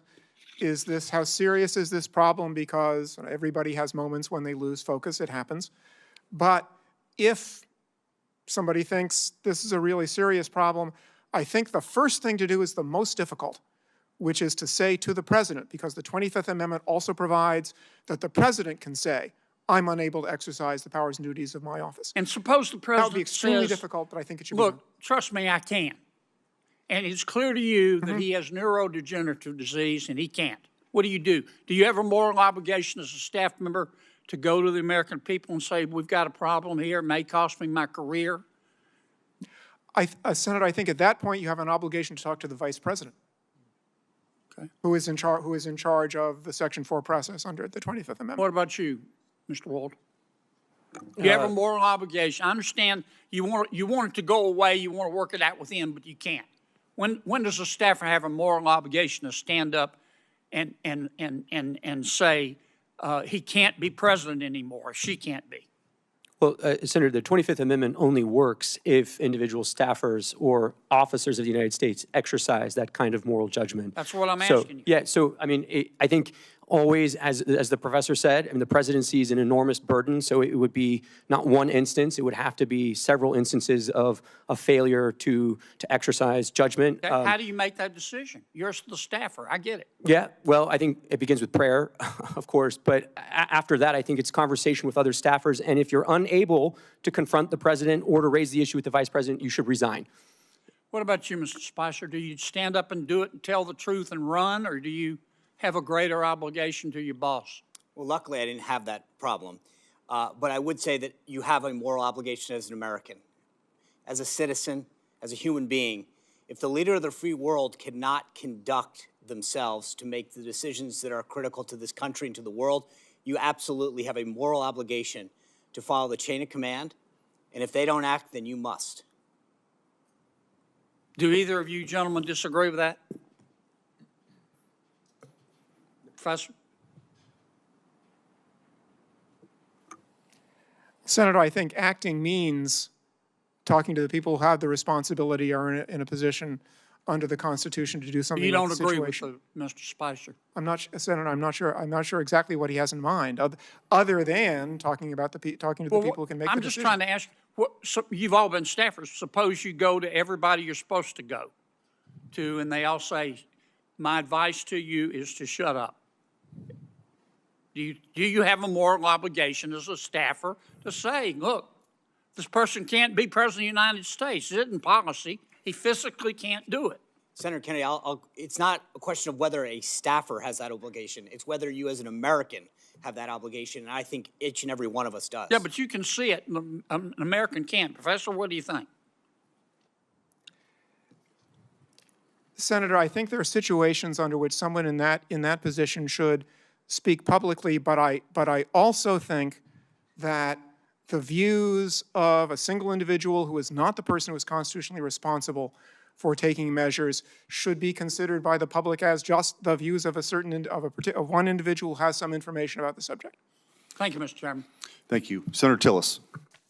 Thank you, Mr. Chairman. Gentlemen, thank you for being here. Actually,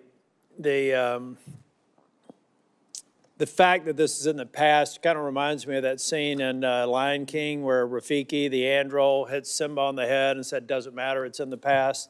I hear, I could see where my Democrat colleagues would like to use that argument, but it mattered. And for me, I met President Biden as Vice President Biden when I was sworn in. He literally sworn me in 2015, and I've had several interactions with him over the years. There's no question that there was a significant degradation in his cognitive abilities. Probably the last time I spent much time with him was at a NATO summit.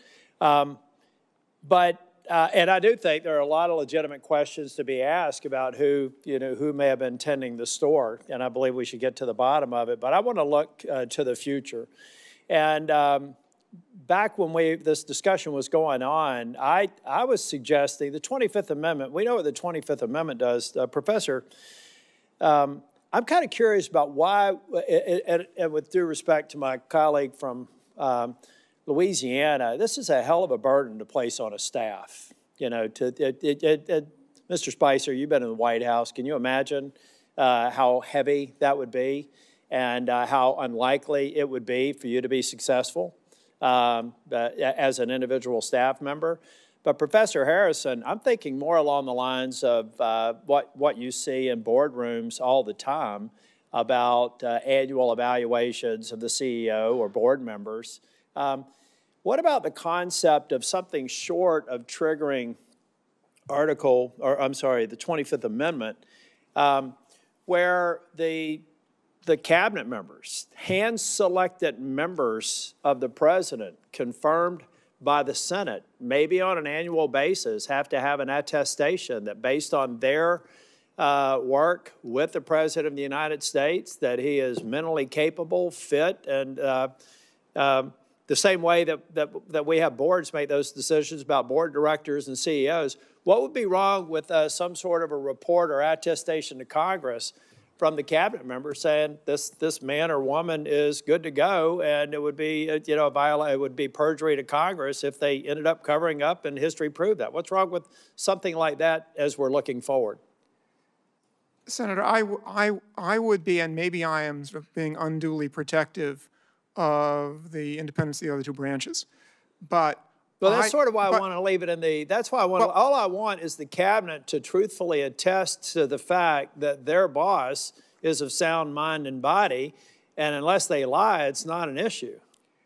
Senator, it's an Article 2 responsibility to report to Congress like so many other things. What's wrong with that? I think it would be a very good idea for the president to create a process like that.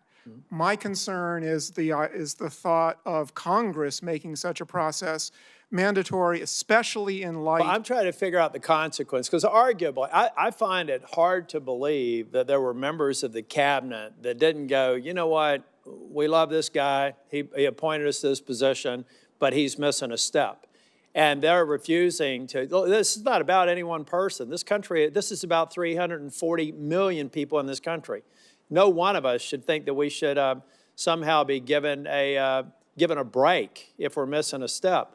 So all I'm saying is you got to report honestly to Congress that the President of the United States, in your opinion, is absolutely demonstrated sound mind and body. It's like no other testimony. It'd be no different than us having them before the committee and say, is the boss okay? And if they lied, they'd be perjuring themselves. So what's the difference between that and some sort of a pro forma report that I'd be willing to subject the current president to, and then we'd have it for all the future presidents? What would be wrong with that? Senator, again, I think the problem there is the Constitution has created a process for that, and that's the 25th Amendment, and that suggests that Congress can't create another process. Now, I do think that the point you're making today is part of the political process that might lead presidents to create a system like that on their own, which might enhance the people's confidence. About to run out of time. Mr. Spicer, what do you think? Senator, the president normally goes under a routine physical every year. In the case of President Biden, it was Dr. O'Connor who affirmatively stated his fitness for office. The doctor is probably the most competent person to attest to the president's fitness for office.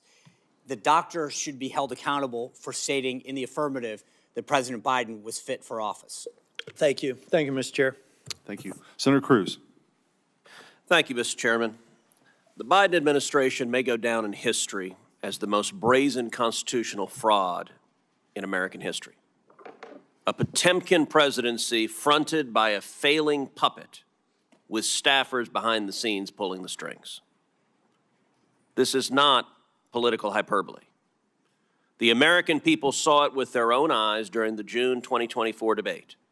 Numerous times, Biden stood frozen behind the podium, mouth agape, eyes frozen and unblinking. When he did speak, his words were confused and disjointed. I said that night, this is the most consequential presidential debate in history because it will result in one of the two candidates being removed from the ballot. That was exactly right. And following that debate, the Democrats recognized the collapse. They pulled out their knives and took out President Biden like Caesar on the Ides of March. For all of their strutting about, protesting that they support democracy, not a one of them gave a damn about democracy when they pulled Biden off the ballot and dropped Kamala Harris in without a single Democrat primary voter voting for him. And you know what? Not a single Democrat is here today because not a single one of them gives a damn about the fact that they lied to the American people for 4 years. They knew. Every one of them knew that Joe Biden was mentally not competent to do the job. The White House press secretary, she knew when she stood in front of the American people and lied over and over and over again. And they're not here because they can't defend themselves. It wasn't a surprise. For 4 years, the White House hid President Biden from Republican senators, would not let him meet with us. He served 40 years in this body. We all know him. And they deliberately lied. And by the way, Jake Tapper had a bombshell book exposing the incredible scandal that Biden's mental decline was covered up by Jake Tapper. There's a Yiddish word, chutzpah. And that truly is chutzpah. How dare we lie and cover up what we all knew? Now, I have been asked literally 1,000 times by Texans, who was running the country? And I'm going to give you the most terrifying answer. I don't know. I genuinely don't know. And not a single Democrat here cares. The most telling proof of Biden's decline came with the signature of the president, the symbol of executive authority that was outsourced to a machine. Mr. Wold, you're a lawyer who served in the White House counsel's office. You understand the gravity of presidential action. Does the president's signature carry legal and constitutional weight under Article 2? Yes. Is the act of signing an executive order or signing a law or granting a pardon a delegable duty of the president? So in that opinion in 2005 from OLC, they said essentially that an autopen could be used by a subordinate, but the president's determination as to sign the document can never be delegated. Can that authority be transferred to a staffer or a machine without the president's explicit authorization? Never. And if you look at the statistics are stunning. In 2021, President Biden issued 78 executive orders. None were signed with an autopen. That first year of the presidency, Biden, I suppose, was relatively lucid, and 78 executive orders he signed by hand. The second year, however, we see the autopen emerge. The first autopen executive order was issued on July 15th, 2022. After that day, 100% of the executive orders issued in 2022 were signed by an autopen. In 2023, Biden issued 24 executive orders. 16 were autopenned. In 2024, Biden issued 19. 14 were autopenned. In 2025, Biden issued 14 executive orders. Every single one was autopenned. Mr. Wold, let me ask you as a legal matter, if there's a law that's passed both houses of Congress and it goes to the White House, and a staffer autopens signing that law without the president's authorization, is that law legally passed and signed into law? No. If an executive order is issued and a staffer autopens it without the president's authorization, is that executive order legally binding? No.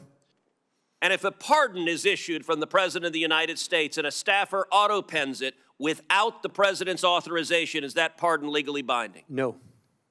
Under the Biden White House, the ceremonial song, Hail to the Chief, was effectively replaced with Hail to the Pen. And it was an outright assault on democracy.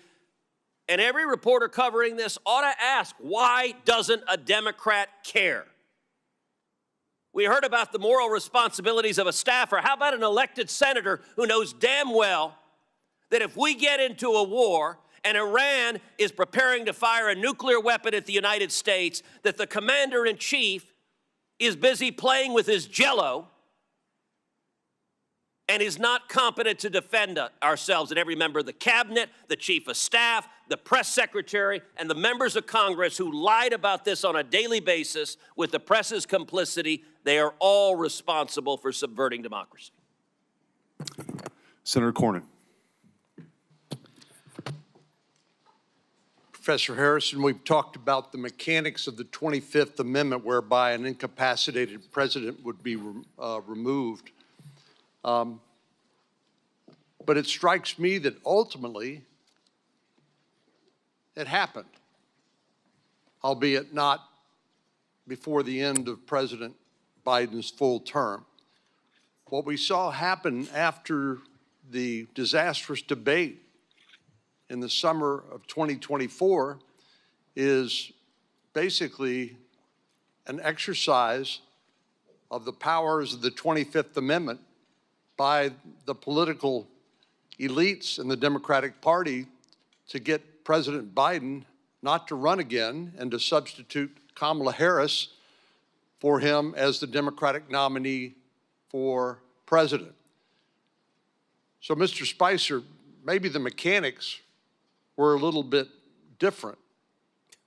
Maybe the timing was not the same, but doesn't that demonstrate the capacity of the leadership of the Democratic Party, of the Biden family, of the senior staff and the president's administration to be able to convince the president that he no longer was capable of serving and needed to step down? Senator, the left and their friends in the media like to throw around terms like threats to democracy, constitutional crisis. And if we don't have confidence in the leader of the free world making decisions, that truly is the definition of a constitutional crisis and the threat to democracy. So for all of these folks to stand up here and use those phrases over and over again and then not have the desire to show up, to understand what's happening, to stand up at the time, as we discussed earlier, whether it was a staffer or a cabinet member, to literally avoid going to the Oval Office. And in the case of the media, to avoid the questions that were so clearly obvious to the rest of America, shows that they were more concerned with power and preserving that power and an agenda than they were at really caring about the Constitution and democracy. I agree that that is the clear conclusion. And obviously they decided to do it only at such a time as that ability to wield power was coming to an end. If, in fact, President Biden had remained the nominee of the Democratic Party and then ran against and lost to President Trump, these folks would be out of luck and out of power. So they decided to act under that circumstance. Senator, you look at a lot of these decisions, and it was pretty clear that there was a handful of folks at the top of the Biden administration and Biden White House that had been around him for decades, where all of that information funneled. So I mentioned before, there are approximately 25 senior White House staffers that have the rank of assistant to the president. Those are the highest White House staffers. I would bet that only a handful of them ever interacted with President Biden on a daily basis. The rest of them had their communications funneled through other people. If the press secretary, the communications director, whose job it is to speak on behalf of the principal in lieu of them being able to talk or communicate, don't have access to those individuals at the senior-most level, then what good are they? And I would argue that while many times we heard people in the press and on the left accuse the Trump White House of quote-unquote lying, for them to go out there and talk about the president's stance on issues, what President Biden thought or didn't think on a personnel issue, a policy issue, when in fact they had never spoken to him, is in fact the epitome of lying. One of the most consequential actions or inactions of the Biden presidency during 4 years was his failures to secure our southern border and to deal with illegal immigration. I have in my hand examples of the Biden immigration proclamations and executive orders, and there are a lot of them, as you know. They also include things like granting temporary protected status to large populations of immigrants, particularly from countries in Central America, rescinding Trump administration policies when it came to enforcing our laws at the border, granting parole, which is essentially a permission slip to enter the country in a way that would otherwise be illegal. And Mr. Chairman, I'd ask unanimous consent that this document be made part of the record as an example of the sort of consequential border security and immigration-related measures that President Biden purported to sign. Without objection. Mr. Wald, I do want to follow up on a couple of things with you and Mr. Harrison and also Mr. Spicer. Under the Presidential Powers Act, we could have a special access request, correct, to the archivist to find out what assent was actually given by Joe Biden on the Autopen. Is that your understanding? If they kept records, right. Yes. Right. Well, I think that will be something we will be pursuing. Professor Harrison, I wanted to ask you, sort of on the Article I branch's role, and I think I understand your concern when you say the president could do something. You're dealing with sort of a separation of powers issue is sort of what I'm reading into that. So the Article I branch can impeach for high crimes and misdemeanors. Should the Constitution be amended, in your view, to deal with this incapacitation? So impeachment would be a vehicle beyond just the 25th Amendment, but impeachment would be a vehicle to deal with these issues. Senator, there's a long-standing question about whether impeachment is appropriate for inability. There's been questions right at the beginning of the Republic about a couple of judges who were in very poor shape. Not that they'd committed crimes; they were impeached and removed, and there were doubts as to whether impeachment was appropriate for that because there was their problem was age and inability. So you're absolutely right that there's a doubt right now whether the impeachment process, and it goes back a long, long way, whether the impeachment process is a way of dealing with inability as opposed to misconduct.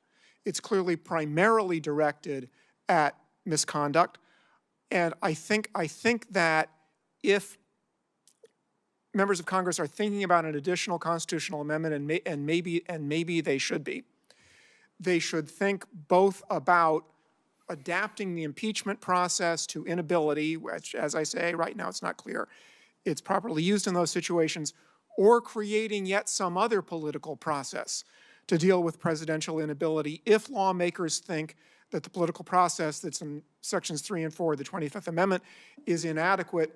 The last thing I'll say, just as a policy matter, and this is not speaking on the legal question, I do think it's important that any decision about presidential inability remain something that's decided by politically accountable people, that it's treated as a political decision. It can't just be a technocratic decision. Mr. Spicer, you've criticized the corporate media and legacy media folks for sort of lying down here or being complicit because of their, whether it's Trump derangement syndrome or whatever the reason was. Who specifically do you think gets a gold star for lying most profusely and just sort of continuing to cover this up over the years? Sir, that would be like a photo finish. There'd be a lot that would probably right there at first place.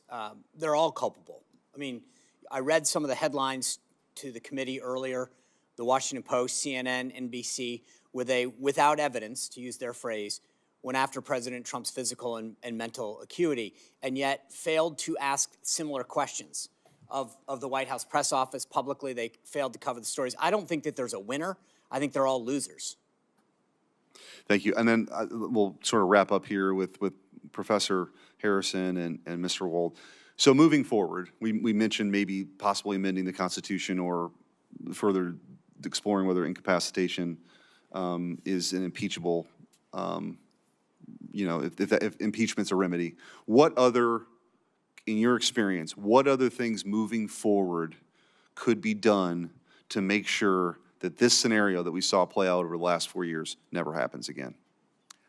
Senator, I think the most important thing that can be done is something you're doing right now, which is draw public attention to this problem, and so give presidents an incentive to take steps that will reassure the people that they are sound and able to perform their functions.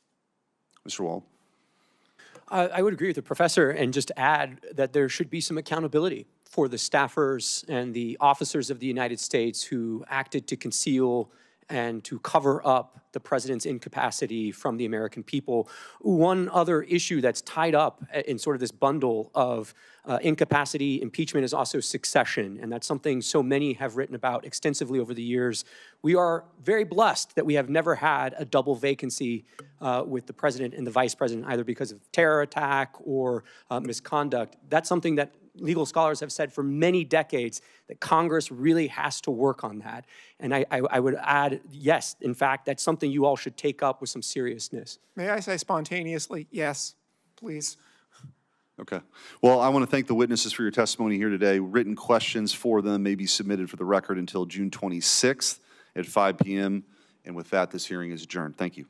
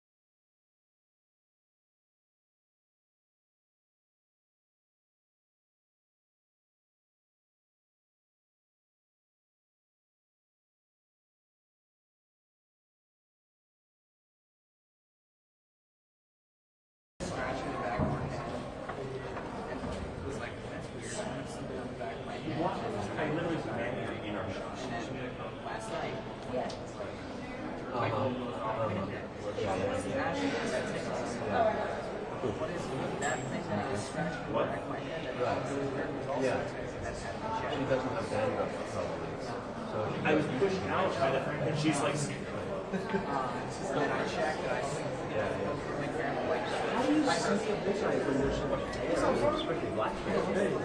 Yeah, the second does, right? Like I called the circle. Oh, I see. Yeah, like I was like, that's red. Yeah. I mean, it's in one picture. Yeah, so I was like, wait a minute, there's red circle right here, and then I turned around and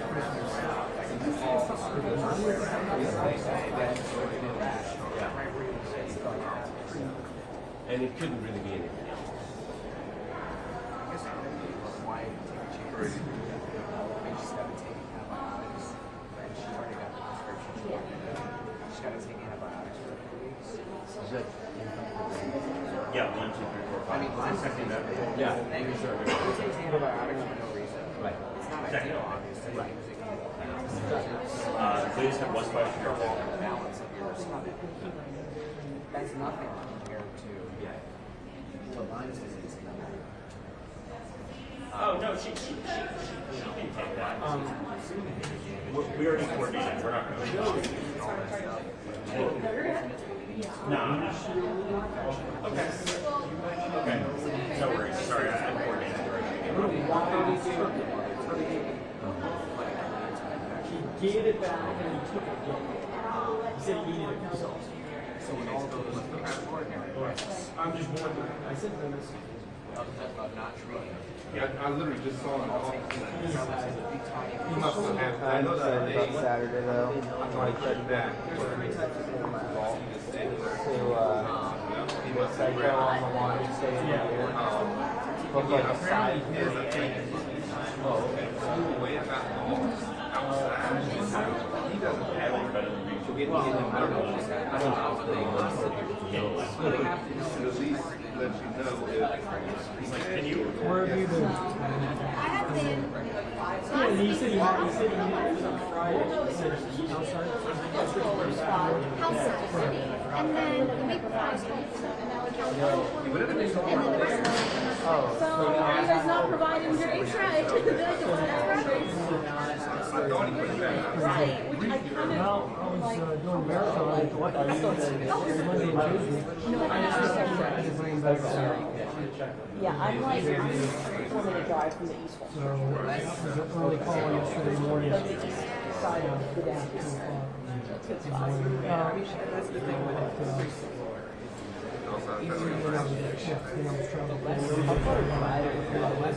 I hear the rest of with traffic, so I don't think it's so from that, like I leave like at 9 an hour, forget about it. But it's longer, obviously, though, if you're going to like rush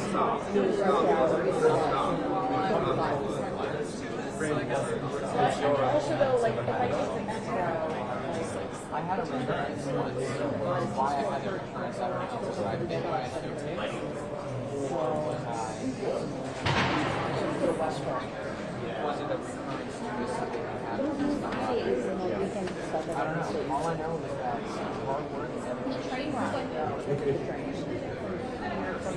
From like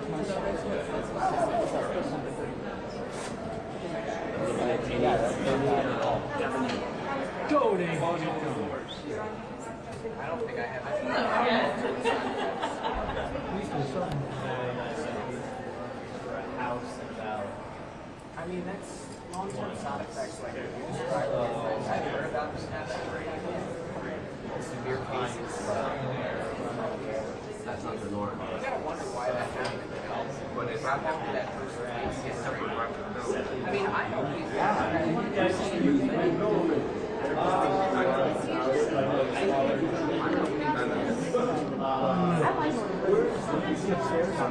no, he's kind of off. Yeah. I don't know what someone else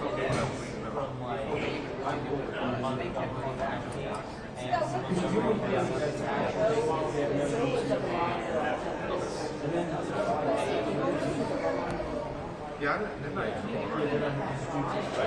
Because that was it's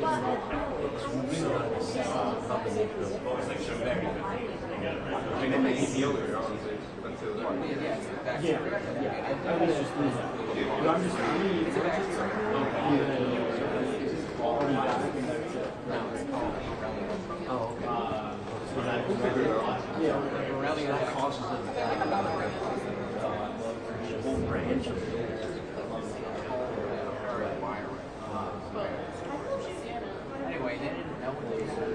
Now they're fine. I don't know if they're fine. I mean, the point is, it's like, they recovered from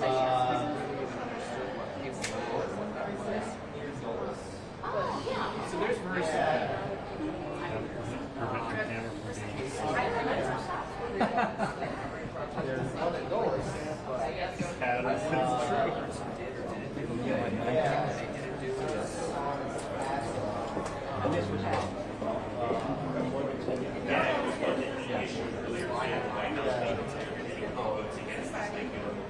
Might not have a future in politics, and that is notable right now, simply because there's a number of Republicans who've come out of the House of Representatives and the Senate saying some certain changes have been made to the bill, to the structure of the bill, where we preclude them from voting in favor of it.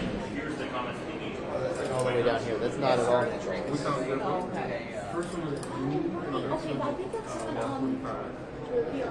Yeah, it is.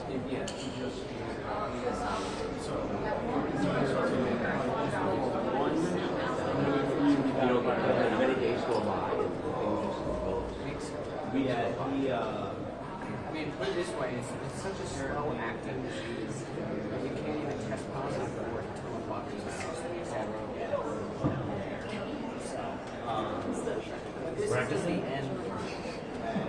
Again, Senate after 6 years, they're going to understand what's politics. Some of them are going to say, midterm elections. I'd like to see president. It's hard to be it's gotta be shorter. I know. Even of like your dad's cat. It's like, sorry, my dad was 6'6". I've got a little bit of height. Yeah. No, it's like, it's same with my dog. Yeah, have you know,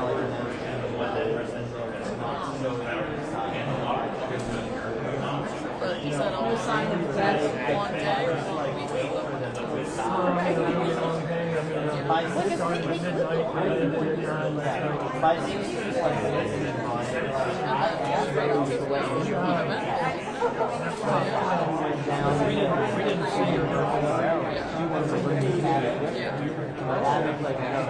Emily and I were watching the Pentagon pizza.